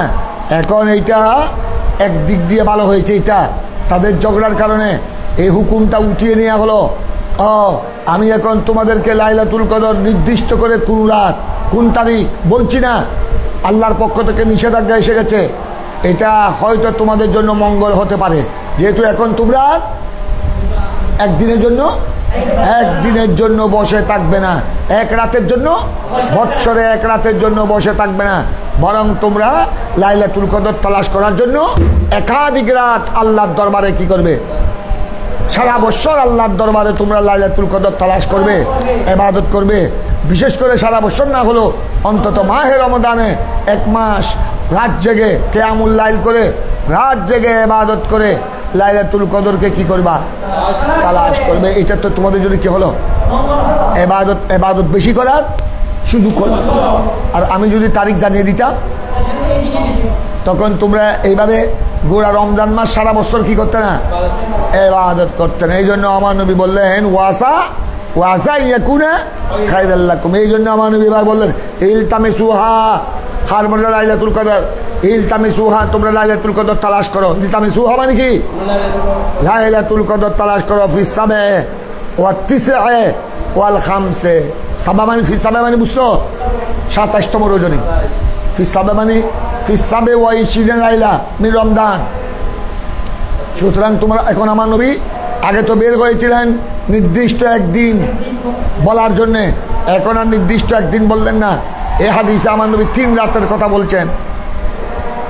তোমরা লাইলাতুল কদর তালাশ করো ফিস সাবে মানে বুঝেছো, ফিস সাবে ওয়া 20, ফিস সাবে ওয়া 20 লাইলাতান মিন রমজান। তোমরা রমজানের কয় রাত, এই দেখো আমাদের এই হাদিসের মধ্যে আমার নবী 27তম রজনীকে 1 নম্বরে বলেছেন। এই হাদিসে আমার নবী 27তম রজনীকে 1 নম্বরে বলেছেন। এইটাই আমাদের ইমামে আজমের বড় দলিল। এবং আমরা হানাফিরা এই জন্য রমজানের 27তম রজনীকে একটু কি দিই, একটু গুরুত্ব দিই। আমাদের ইমামে আজম আবু হানিফা উনি 40 বছর এশার ওযু দিয়ে ফজর নামাজ পড়েছেন, কথা বুঝছো? উনি ওনার এই 40 বছর বয়সে উনি প্রত্যেক বছর লাইলাতুল কদর পেয়েছেন কোন রাত, এই 27তম রজনী। 27তম, যারা আল্লাহওয়ালা, যারা আল্লাহর খাঁটি বন্দা, আল্লাহর মোহব্বতের বন্দা, আল্লাহর বন্ধু, এরা লাইলাতুল কদরের আলামত জানে। এদের সামনে লাইলাতুল কদরের অনেক আলামত, অনেক বৈশিষ্ট্য আল্লাহ কি করে দেন, স্পষ্ট করে দেন। কথা বুঝছো? আমাদের জন্য তো লাইলাতুল কদর ছাড়া অন্য রাত সব এক সমান, কিন্তু বিশেষ রাতের যে ফজিলত, বিশেষ রাত্রে যেগুলি রহমত নাজিল হয়, ফেরেশতা নাজিল হয়।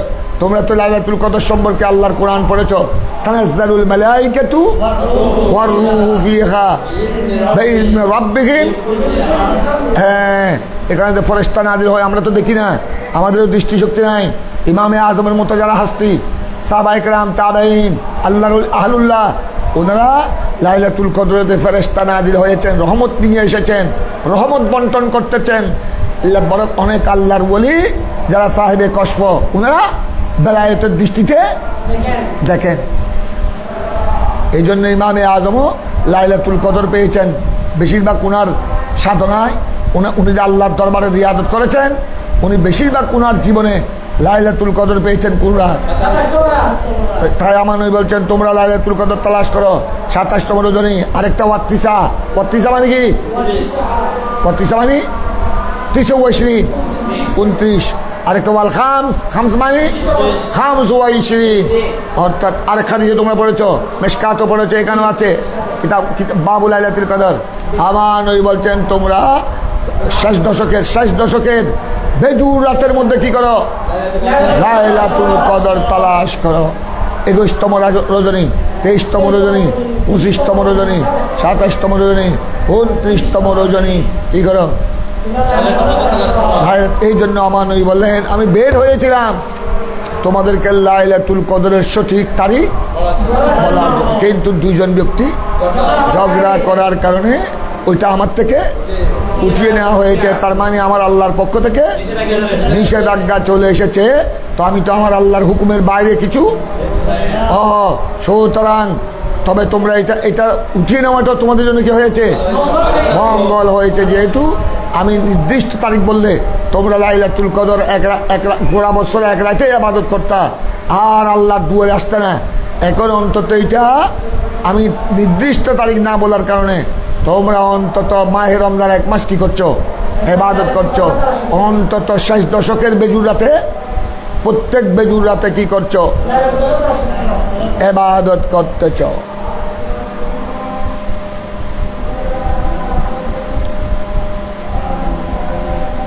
এবার তোমরা একটু লক্ষ্য করো। তারপর দেখো 36 নম্বর বাবু সুআলে জিবরাইল আর নবী সাল্লাল্লাহু আলাইহি সাল্লাম। এটা তোমরা হাদিসে জিবরাইল পড়েছো, হাদিসে জিবরাইল পড়েছো। এবার সামনে তেলাওয়াত করো। হাদিসে জিবরাইল পড়েছো, ওইদিকে আমি আর বেশি যাব না, চলো।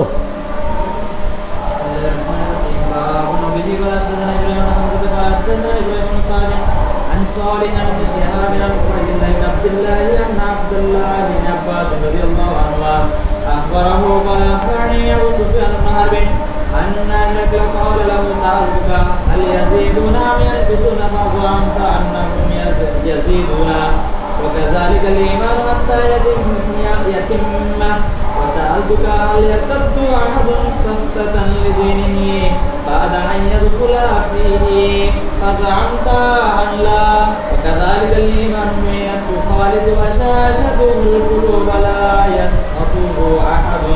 এটাও পড়ছো? কোথায় পড়ছো? কোন হাদিস? হাদিস ও হেরাকলা। হাদিস ও হেরাকলার কি সামান্য অংশ এখানে, তোমরা পুরো হাদিস ও হেরাকলা পড়েছো। চলো এবার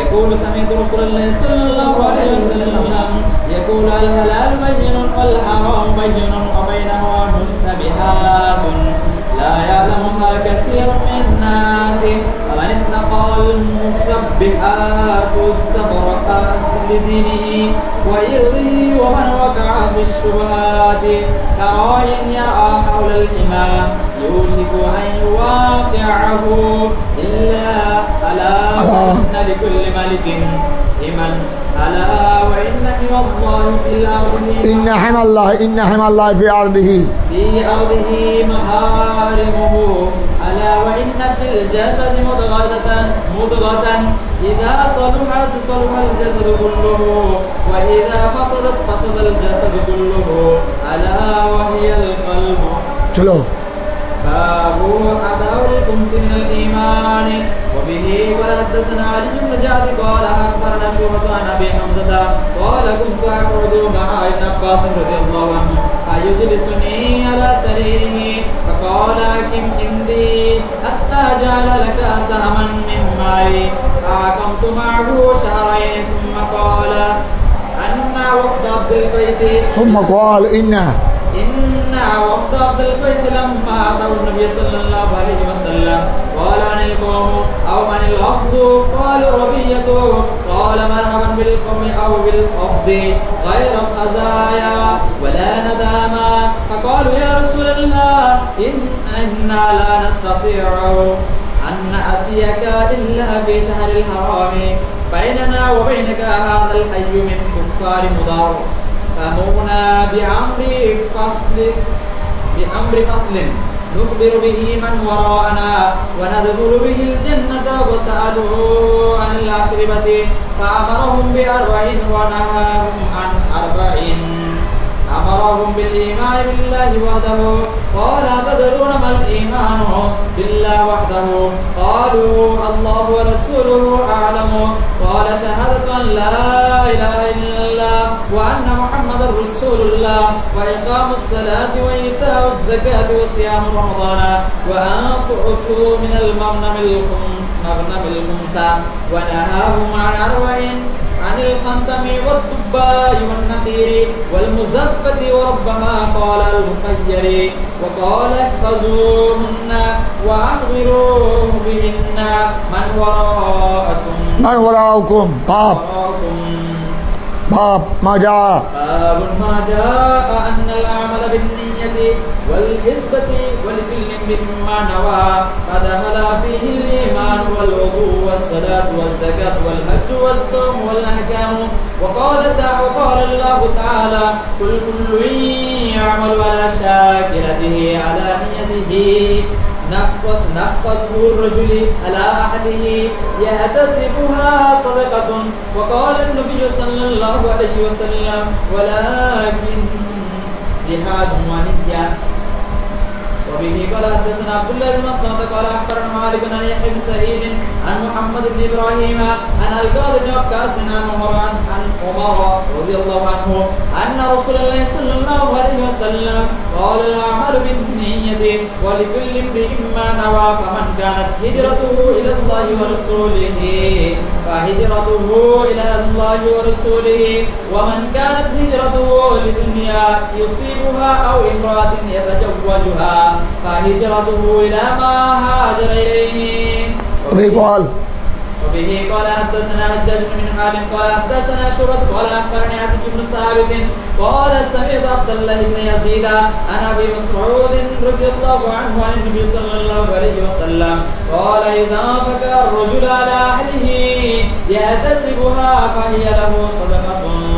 وبه قال حدثنا الحكم بن عافٍ قال أخبرنا شعيب عن الزهري قال حدثني عامر بن سعد عن سعد بن أبي وقاص أنه أخبره أن رسول الله صلى الله عليه وسلم قال إنك لا تنفق نفقة تبغي بها وجه الله إلا أجرت عليها حتى ما تجعل في فم امرأتك.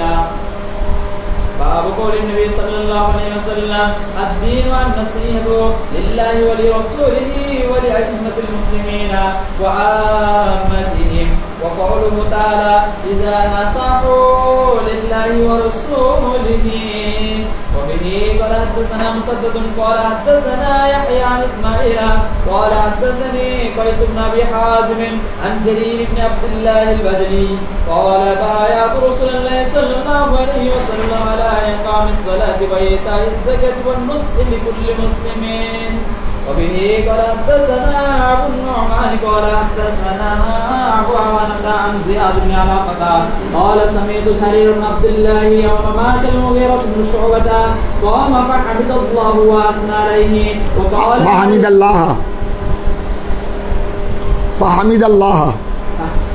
الله وأثنى عليه وقال عليكم باتقاء الله وحده لا شريك له والوقار والسكينة حتى يأتيكم عمير فإنما يأتيكم الآن. ثم قال استخفوا لأميركم فإنه كان يحب العفو.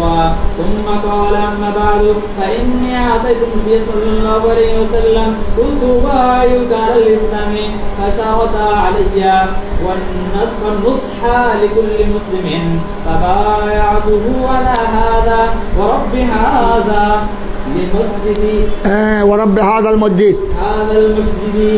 إني لناصح لكم ثم استغفر ونزل إلى كتاب العلم. كتاب العلم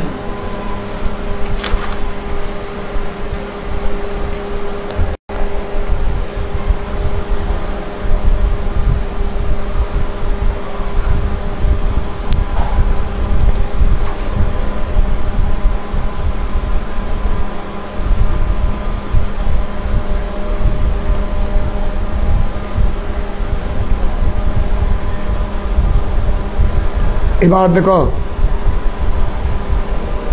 बाबू फजल मन इस्तबरा ले दीदी এটা দেখো হাদিস নম্বর 52 নোমান বিন বশীর থেকে বর্ণিত রাদিয়াল্লাহু তাআলা यकूल समेत रसूलुल्लाह सल्लल्लाहु अलैहि वसल्लम यकूल सरकार के इरशाद ग्रामी सुनो सरकार का इरशाद ग्रामी तरफ इष्टा अल हलाल बय्यनुन वल हराम बय्यनुन बय्यनुन ay ज़ाहिरुन ay हलाल भी रोशन है हराम भी रोशन है। कुरान और सुन्नाह যেসব বস্তু হালাল কেমন মুবাহ কুরআন ও সুন্নাহ এই তো কি করে দিয়েছেন স্পষ্ট বয়ান করে দিয়েছেন। আর যেগুলো হারাম জানা শরাব মদ গাঁজা খলকি চুরি ডাকাতি গীবত চুগলি মারামারি খুনাখুনি রক্তপাত এগুলো হলো হারাম। আরো যত আছে এগুলো কি এগুলো স্পষ্ট আল হালালু বাইয়িনুন ওয়াল হারামু বাইয়িনুন। আযান খতম हो जाए।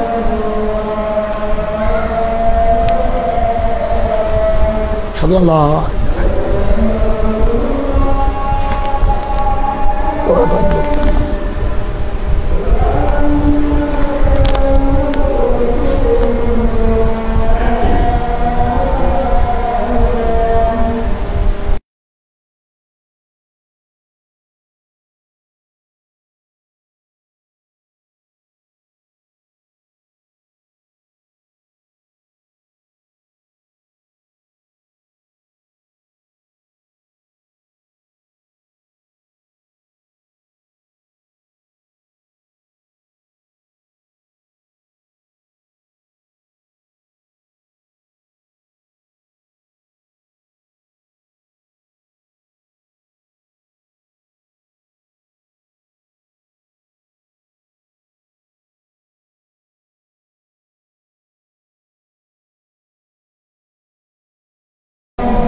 সাল্লাল্লাহু আলা সাইয়্যিদিনা মুহাম্মদ ওয়া আলা আলি সাইয়্যিদিনা মুহাম্মদ ওয়া বারিক ওয়াসাল্লাম রব্বা হাযিহি দাওয়াত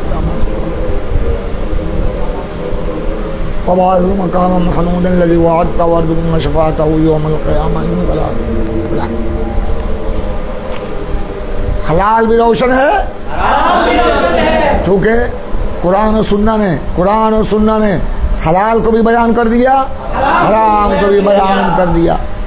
तबे ওয়াবাইনাহুমা হালাল হারামের মাঝখানে কিছু আছে যেগুলি কোরআন সুন্নাহর মধ্যে সুস্পষ্ট বয়ান পাওয়া যায় না, এগুলাকে বলা হয় মুস্তাবাহাত। এগুলাকে কি বলা হয়?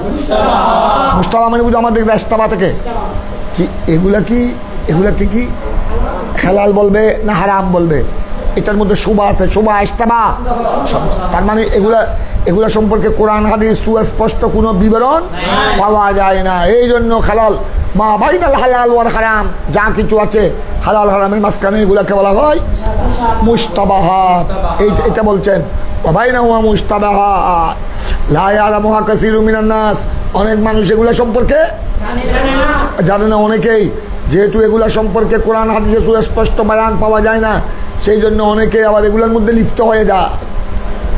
এখানে লিপ্ত হওয়া থেকে বেঁচে থাকা হলো নিরাপদ, কারণ যেগুলি কোরআন হাদিসে সুস্পষ্ট বয়ান আসে নাই হালাল না হারাম, সুতরাং এগুলা হালালও হতে পারে। তো যেহেতু হারাম হওয়ারও কি আছে, এই জন্য বেঁচে থাকা উচিত। বেঁচে থাকার দ্বারা দিন কিভাবে দিন রক্ষা পাবে। আর যদি এগুলোতে লিপ্ত হয়ে যায় তখন তো হারামে লিপ্ত হয়ে যাওয়ার সম্ভাবনা বেশি। এই জন্য আপনার যেগুলি মুস্তাবাহাত, যেগুলি কোরআন ও সুন্নাহয় যেগুলি স্পষ্টভাবে বয়ান আসে না এটা কি হালাল না হারাম, এগুলোর থেকে নিরাপদে থাকা, বেঁচে থাকা, এটাই হলো তাকওয়া, এটাই উত্তম। এটা বলছে ওয়াবাইনাহুমা মুস্তাবাহাত লা ইয়ালামুহা কাসীরুম মিনান নাস ফামান ইত্তাকাল মুশাব্বাহাত। মুশাব্বাহাত মানে মুস্তাবাহ, যারা মুস্তাবাহাত থেকে কি থাকবে বেঁচে থাকবে। ইস্তাবরা লিদীনিহি ওয়া ইরদি, তারা নিজের দিন এবং ইজ্জত, ইরদু মানে ইজ্জত, নিজের দিন এবং ইজ্জতকে কি করবে রক্ষা করবে। ইস্তাবরা মানে তারা বলিউজ জিম্মা হবে, তার মানে তারা বরাত, দিন এবং ইজ্জতের বরাতকে রক্ষা করবে। তার মানে তাদের দিন এবং ইজ্জত কিভাবে রক্ষা পাবে, নিরাপদে থাকবে। কি থাকবে? নিরাপদে থাকবে। এই যেটা তোমরা দেখেছো, এবার বাপ দেখো, ওই বাপটা 38 নম্বর বাপ, ফদলে মান ইস্তাবরা লিদীনিহি। এই বাপ হলো ওদের ফজিলত সম্পর্কে যারা দিনকে নিরাপদে রেখেছে, যারা নিরাপদে দিনকে অক্ষুণ্ণ রেখেছে, দিনের বরাত মানে পবিত্রতা রক্ষা করেছে, এদের ফজিলত সম্পর্কে এই হাদিস, এই তো তোমরা হাদিস দিয়ে বুঝলা হালালও স্পষ্ট হারামও স্পষ্ট, দুটোটার মাঝখানে যেগুলো আছে মুস্তাবাহাত, যেগুলো সম্পর্কে এগুলো কি হালাল না হারাম সুস্পষ্ট বিবরণ কোরআনেও পাওয়া যায় না, হাদিসে পাওয়া যায় না। সুতরাং নিরাপদ হলো নিজের দিন এবং ইজ্জতের জন্য, নিরাপদ হলো এগুলোর থেকে কি থাকা বেঁচে থাকা। কারণ এগুলি হালাল হলে তো ভালো কথা, আর যদি এগুলি হারাম হয় তখন এগুলোতে লিপ্ত হলে হারামের মধ্যে কি হয়ে গেল, হারামের মধ্যে লিপ্ত হলে তো নিজের দিনও বরবাদ ইজ্জতও বরবাদ। এই জন্য আমার রাসূল পাক আমার প্রিয় নবী ইরশাদ করেছেন ফামান ইত্তাকাল মুশাব্বাহাত ইস্তাবরা লিদীনিহি ওয়া ইরদিহি। ইরদি মানে কি বললাম,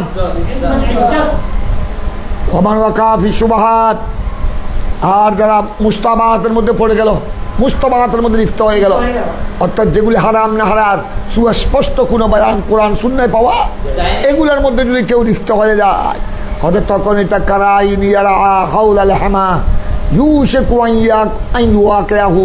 হয়তো এটা আমাদের দেখো মুস্তাবাহাতের মধ্যে লিপ্ত হয়ে যাওয়া, এটা কিসের মতো, হয়তো কারাইন, এটা ওই রাখালের মতো, কারাইন রাইল ইবিল, ওই রাখালের মতো, যিনি যিনি ছাগল গরু উট চড়াই, আপনার কোথায় চড়াই, হাউলাল হেমা। হেমা বুঝো, আমাদের দেখো একটা বাগান বা ক্ষেতের চতুর্দিকে হেমা আছে। হেমা মানে বুঝছো নিরাপদ বেষ্টনী।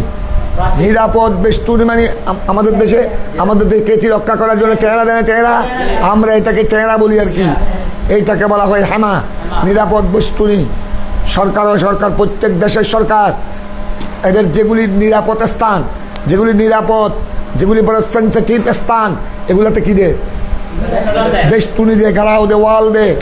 ওখানে ওখানে দেখো, ওখানে লিখে দে এগুলি বড় স্পর্শকাতর স্থান, স্তর, এগুলি স্পর্শকাতর স্থান, এগুলি সরকারের বিশেষ স্থান। এখানে সাধারণ মানুষ যদি কেউ প্রবেশ করে তখন কি আছে? খতরা আছে, তাদের জন্য কি আছে? ঠিক তদ্রুপ কেউ যদি মুস্তামাতের মধ্যে লিপ্ত হয়ে যায়, হয়তো তখন এটা হবে ওই রাখালের মতো, যে রাখাল গরু ছাগল চড়াই কোথায়? একটা কেতির নিরাপদ বেষ্টনীর পাশে। তো দেখো ভালো করে খেয়াল করো, নিরাপদ বেষ্টনী খুব খেয়াল করো। নিরাপদ বেষ্টনীর ভিতরে যাওয়া না মানা, কিন্তু নিরাপদ বেষ্টনীর পাশে লাগানো তো ছাগল গরু চড়ানো তো কি নয়। কিন্তু হয়তো তুমি নিরাপদ হলো বেষ্টনীর পার্শ্ব থেকেও দূরে থাকবে। কারণ তুমি যদি গরু ওই রাখাল যদি গরু ছাগল যদি নিরাপদ বেষ্টনী ট্যাংরার পার্শ্বে যদি চড়ায়, ট্যাংরার পার্শ্বে চড়াতে চড়তে হঠাৎ তার মুখ কোথায় ঢুকে দিবে?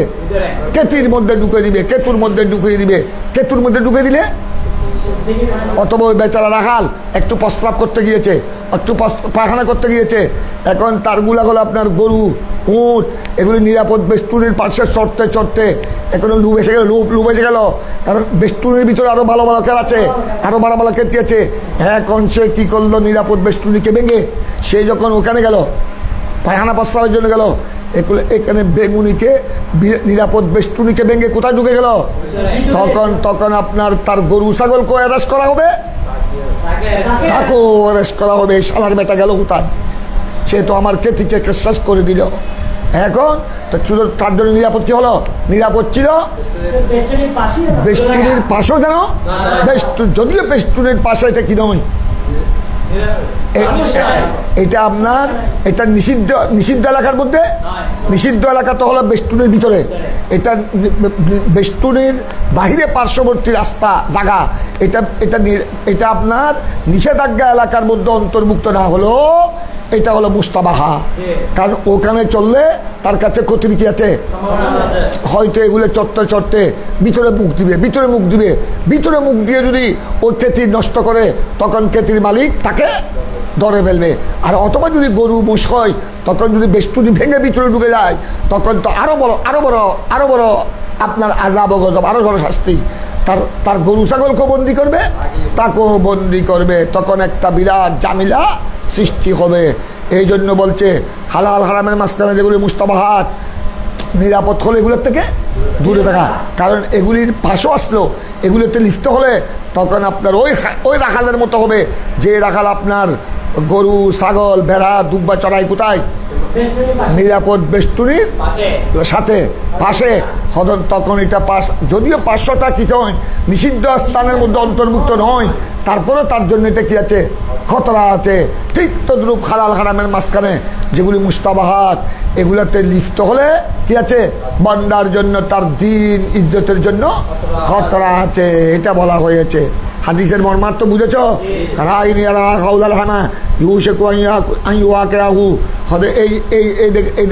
নিরাপদ বেষ্টনীর চতুর্পার্শ্বে যদি সে গরু ছাগল চড়ায়, তখন এটা তখন এটা সম্ভাবনা আছে। ফেলে করি তখন অতি সত্তর ওই আপনার বেষ্টনীর ভিতরে তার ছাগল ঢুকে যাওয়ার কি আছে? সম্ভাবনা আছে। ঢুকে গেলে তখন তার জন্য কি? খতরা। ঠিক তদ্রুপ হালাল হারামের মাঝখানে যেগুলো আপনার সুস্পষ্ট বয়ান নাই, এগুলোর থেকে দূরে থাকা, এটাই হলো নিরাপদ। আর এগুলোর উপর যদি কেউ লিপ্ত হয়ে যায়, তখন তার জন্য কি আছে? খতরা আছে, এটা বলা হয়েছে। আল্লাহ ইন্না লিকুল্লি মালিকিন হামান, আল্লাহ ইন্না হামাল্লাহ ফি আরদিহি মাহারিমুহু, আল্লাহ ইন্না ফিল জাসাদি মুদগাতান ইজা সালুহাল জাসাদু কুল্লু ওই যা ফাসাদাল জাসাদু কুল আলা ওয়াল। এইবার আমার নবী বললেন, হরফে তকবীর দিয়ে বললেন, আল্লাহ সবাইকে সতর্ক করে বললেন, তোমরা জেনে রাখো লেকুল্লে মালিকিন হেমান, প্রত্যেক বাদশার একটা কি আছে? হেমা বুঝো? প্রত্যেক বাদশার নির্দিষ্ট স্পেশাল কিছু সীমানা আছে। এখানে সাধারণ মানুষের প্রবেশ, এখানে শুধু রাষ্ট্রীয় মানুষ ছাড়া আর কেউ ঢুকতে পারে না। ওদের প্রত্যেক রাষ্ট্রপতি, প্রত্যেক বাদশার একটা হেমা আছে। আল্লাহরও একটা হেমা আছে। আল্লাহর হেমা হলো আর জমিনের মধ্যে আল্লাহর হেমা। আল্লাহর হেমা মানে কি বলেছিলাম? নিরাপদ এরিয়া, যেখানে সাধারণ মানুষ প্রবেশ করা নিষেধ।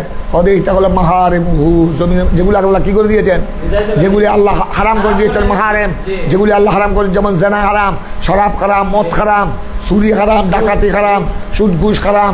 এই যেগুলি আল্লাহ হারাম করে দিয়েছেন এগুলি হলো আল্লাহর বেষ্টনী, আল্লাহর বেষ্টনী। সুতরাং এগুলো তো তোমরা করতে পারবে না। এগুলার পার্শ্ব যাবে না, কারণ এগুলির পার্শ্বে গেল হুরমতের মধ্যে, হারামের মধ্যে লিপ্ত হওয়ার কি আছে। এই যেমন দেখো, আমি তোমাদেরকে জিনিসটা বুঝে দিই ভালো করে, এখন বুঝবা। জেনা হারাম পরবেগানার সাথে কোনো পুরুষ অথবা পরপুরুষের সাথে কোনো মহিলা, কোনো বেগানা মহিলা জেনা করা হারাম। ভালো করে খেয়াল করো, এখন বুঝবা। তোমরা এখন জোয়ান হয়েছ, তোমাদের পিছনে শয়তান লাগা আছে। এখন তুমি তো ফেঁকা পড়তেছ, তুমি যখন কুদুরি পড়েছো, হেদায়া পড়ছো, সরে বেগায় পড়ছো, আরে এটা আমার হালতো বোন, আমার সাতাতো বোন, এটা আমার তালতো বোন, আমি একটু কথা বললে গুণ আসেনি। আরে জেনা না হারাম, জেনা তো হলো নির্দিষ্ট ফেলের নাম, নির্দিষ্ট কুকর্মের নাম।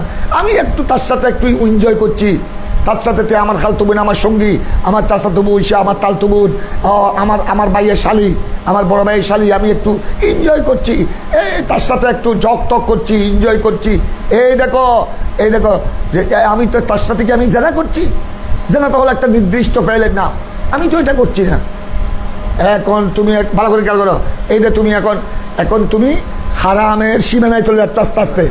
এটা গেল আজকা তুমি গপ মারলা, এখন শয়তান আরেকটু সবার হলো দুজনের মধ্যে একটু গপ যখন মারলা, আরেকদিন একজনের হাত একজনে ধরলাম। আরে হাত ধরলে কি হবে? শয়তান শিখিয়ে দিতে সব। হাত ধরলে কি হবে? হাত ধরলে কি তোমার জানা হবে নি? হাত ধরলে কি হয়েছে? তোমার হাত, ওনার হাত, এক বন্ধার হাত একজন ধরছে, কি হয়েছে? এই দেখো আস্তে আস্তে এই হারামের সীমানায় চলে যাচ্ছে। এইবার হাত ধরলো, হাত ধরতে গেলে আরেকদিন তার আপনার বিশেষ অঙ্গ ধরলো। এখন দুজন আরেকটু ফ্রি হলো, ফ্রি হতে হতে হতে হতে আরেকদিন ঠিক আইনে জানার মধ্যে লিপ্ত হয়ে গেল। এই জন্য এগুলোকে বলা হয়, এগুলি জানা না হলে এগুলিকে বলে আসবাবুজ জানা, দাওয়াই জানা। এগুলি মানুষকে জানার দিকে। এই জন্য তোমরা মেশকাতেও পড়েছ জানাল আইন আর নজরু, কুনিয়তে দেখা, বেগানা মহিলাদেরকে খারাপ নিয়তে দেখা। এটা কিসের জানা? কারণ দেখাটা যদিও মূল জানা নয়, কিন্তু এরকম দেখতে দেখতে একটা দুজনের মধ্যে কি সৃষ্টি হবে? একটা প্রেম সৃষ্টি হবে। প্রেম সৃষ্টি হলে আরো কাছে যাবে, আরো কাছে যেতে যেতে মেয়ে জানাতে লিপ্ত হয়ে যাবে। এই জন্য বলা হচ্ছে জানাল আইন আর নজরু, খারাপ নিয়তে চোখে দেখা কোনো বেগানা পুরুষ বেগানা মহিলাকে, অথবা বেগানা মহিলা খারাপ নিয়তে বেগানা পুরুষকে, যুবককে, এটা চোখের জানা। হাতে ধরা, এটা তোমার একজন মহিলাকে, যুবতী মহিলাকে, তোমার স্ত্রী ছাড়া তাকে কুনিয়তে হাতে ধরলা, এগুলি হলো জানার দাওয়াই আসবাব। তো দেখো, ওই আমার আল্লাহ যেটা, আমার রসুল যেটা বলেছেন, প্রত্যেক রাজা বাদশার একটা কি আছে? নির্দিষ্ট খসুসি বেষ্টনী আছে। ওখানে সরকারি মানুষ ছাড়া রাষ্ট্রীয় মানুষ আর কে সাধারণ ব্যক্তি ঢুকতে পারে না। ওখানে কাছে গেলেও কি আছে? খতরা আছে। কাছে যেতে যেতে তোমার মনে হবে ও কাছে এত সুন্দর, ভিতরে কত সুন্দর। একটু ভিতরে দেখি, ভিতরে ঢুকা মাত্রই ওখানে পুলিশ মিলিটারি অ্যারেস্ট করে বলবে। এও ঠিক খতরা। আল্লাহর জন্য জমিনের মধ্যে কিছু আল্লাহর জন্য বেষ্টনী আছে, খসুসি বেষ্টনী। এটা হলো মাহারেমুহু, যেগুলো আল্লাহ কি করেছেন? হারাম করে দিয়েছেন। এই জানা, বদমাশি, শরাব, মদ ইত্যাদি। এগুলো তো করবে না এগুলার কাছেও যাবে না, কারণ কাছে যেতে যেতে যেমন শরাবের মশলা, তুমি শরাবের আড্ডায় বসেছ, তোমার সঙ্গী, আমি আমার সঙ্গীর সাথে বসেছি, কি হয়েছে? সেও তোমাকে বললো, আরে বসছো না, তুই কি শরাব খাচ্ছ নাকি? আমি একটু টক উঠছে, আমি একটু মেরে নিই। সে গট গট গট গট খাচ্ছে, তুমি সামনে বসে আছো, তোমাকে ইবলিশ শয়তান শুকে দিচ্ছে। আরে কি হয়েছে? তুমি তো একটু বসছো না, আজকা বসলা, কালকা বসলা, আরেকদিন তোমার ওই সঙ্গী বলবে, আরে একটু খেয়ে দেখ না, তওবা করবি বেটা, আপনি এগুলি কি চাই? এগুলি খেলে গায়ের মধ্যে কি ফুর্তি, কি আনন্দ। আরে একটু খেয়ে দেখ না, একটু খেয়ে দেখে তুই আর দরকার কালকা থেকে আর খাবি না। এই তোমাকে শরাবের মধ্যে লিপ্ত করে ফেললো। শরাবখানায় শরাবের মধ্যে লিপ্ত করবে। তুমি যদি অন্তত পাশে না যেতে, তার সাথে না বসতে, আজ তোমাকে মেইন শরাবের মধ্যে লিপ্ত করতে। এই জন্য বলা হয়েছে আপনার প্রত্যেক রাজা বাদশার জন্য একটা নির্দিষ্ট বেষ্টনী থাকে, ওখানে ঢুকা বড় খতরা। ঠিক তদ্রুপ আল্লাহর এই জমিনের মধ্যে আল্লাহরও কিছু বেষ্টনী আছে। আল্লাহর নিরাপদ বেষ্টনী হলো কি? মহারে মহু, যেগুলো আল্লাহ কি করেছে, এগুলো তো কোনো বন্দা কোনো মুসলমান করতে পারে না, নিষিদ্ধ। এগুলো কাছেও যেতে পারবে না। কাছে গেলেও কি আছে? খতরা আছে। কাছে গেলেও কি আছে? ওই কাছে যেতে যেতে আরেকদিন ডাইরেক্ট শরাব পান করে ফেলবে, আরেকদিন ডাইরেক্ট জানাতে লিপ্ত হয়ে গেল। এভাবেই তো জানাতে লিপ্ত হয়, এভাবেই তো শরাবি হয়, কাছে যেতে যেতে। আলিয়াজুবিল্লাহ, আল্লাহ আমাদেরকে, আমাদের বাচ্চাদেরকে আল্লাহ যেন হেফাজত করেন। আলা ওয়াইন্নাফিল জাসাদে মুদগাতান, এটা তো তোমরা পড়েছ। প্রত্যেক জিসিমের মধ্যে মানবের শরীরের মধ্যে একটা মুদগা আছে। মুদগা মানে মাংসপিণ্ড। ইজা সালুহাল জাসাদু কুল্লু, ইজা ফাসাদাত আলা ওয়াহিয়াল কলবু। ওই মাংসপিণ্ডের নাম কি? ওই মাংসপিণ্ডের নাম হলো কলব। তাই তুমি কলবকে যদি ঠিক রাখতে চাও, কলব ঠিক রাখলে শরীর ঠিক, কলব বরবাদ করলে শরীর বরবাদ। তোমার কলবকে ঠিক থাকবে কখন, ঠিক রাখবে কখন? ওই নিষিদ্ধ বস্তুর দাগো, নিষিদ্ধ বস্তুর তুমি জানা তো করবে না, জানার নিকটও যাবে না। শরাব তো পান করবে না, শরাবীদের নিকটও যাবে না। এই জন্য দুষ্টদের সৌবত থেকে, ফুসতাক ফাসেকের সৌবত থেকে কি থাকার জন্য বলেছে? ইমানদারের ভালো মানুষের সৌবত তোমাকে ভালোর দিকে নিয়ে যাবে, আর দুষ্টদের সৌবত তোমাকে ওই জেনা বদমাশি শরাব মদের দিকে নিয়ে যাবে। এটাই বলা হয়েছে। আল্লাহুম্মা সাল্লি আলা সাইয়্যিদিনা ওয়া আলা আলি সাইয়্যিদিনা মুহাম্মদ ওয়া বারিক ওয়া সাল্লিম। দোয়া করো, ইয়া আল্লাহ আমাদের দরসে সহিহ বুখারীকে আল্লাহ তুমি কবুল করো। পরওয়ারদিগারে আলম খুদাবন্দ অনলাইনে অফলাইনে যারা আমাদের সাথে শরীক আছে, সকলের ফরিয়াদ আরজি দরখাস্ত আল্লাহ তুমি মঞ্জুর করো, সকলের মনোবাসনা পরিপূর্ণ করে দাও ইয়া রাব্বাল আলামিন, ইয়া আরহামার রাহিমিন। আল্লাহ আমাদের বাচ্চাদেরকে কোরআন এবং হাদিস ফিক ফতোয়া বুঝার এবং বুঝাবার তৌফিক দান করো। ইয়া আল্লাহ আগামীকাল থেকে আমাদের, তোমরা আলেমের চেতেন না, তোমাদের রেজাল্ট বের হবে। আল্লাহ আমাদের আলেমের পরীক্ষার্থী যারা আলিমের পরীক্ষা দিয়েছে তাদের আগামীকাল রেজাল্ট বের হবে। আমাদের পরীক্ষার্থীদেরকে, আমাদের ছাত্র শিক্ষার্থীদেরকে আল্লাহ ভালো ফলাফলের সুসংবাদ শুনিয়ে, ভালো ফলাফলের রেজাল্টের শুভ সংবাদ শুনিয়ে তাদেরকে এবং আমাদের সবাইকে আল্লাহ তুমি খুশি করে দাও। ইয়া আল্লাহ আমাদের ছাত্ররা যারা যারা আল্লাহ পরীক্ষায় অংশগ্রহণ করেছে এবং আমাদের দাখিলের ছাত্রদের টেস্ট পরীক্ষা শুরু হবে, সকল পরীক্ষার্থীদেরকে আজিমুশান কামিয়াবি বকশিশ করো সাল্লাল্লাহু। আল্লাহ আমাদের পরিচালক মোহাম্মদ আবিদিন সাহেব, পুনর বাচ্চা আমার নাতি মিনহাজুল আবেদিনকে আল্লাহ, তার একটা পরীক্ষা আছে স্বাস্থ্য পরীক্ষা, ওইটার পর তার জব শুরু হবে। আল্লাহ তাকে ওই পরীক্ষার মধ্যে আজিমুশান কামিয়াবি বকশিশ করো, ফলাহে দারাইন নসিব করো। উভয় জাহানে আল্লাহ তুমি সাআদতে দারাইন, উভয় জাহানের সফলতা নসিব করো, ভবিষ্যৎ জীবনকে উজ্জ্বল করে দাও। সৈয়দ ইমাম বুখারীর উসিলায়, হাদিস সহিহ বুখারীর উসিলায়, রুয়াতে সহিহ বুখারীর উসিলায়, তারাজুমে আবওয়াবে সহিহ বুখারীর উসিলায়, আহাদিসে সহিহ বুখারীর উসিলায় আমাদের সকলের দোয়া মুনাজাতকে আল্লাহ তুমি কবুল করো।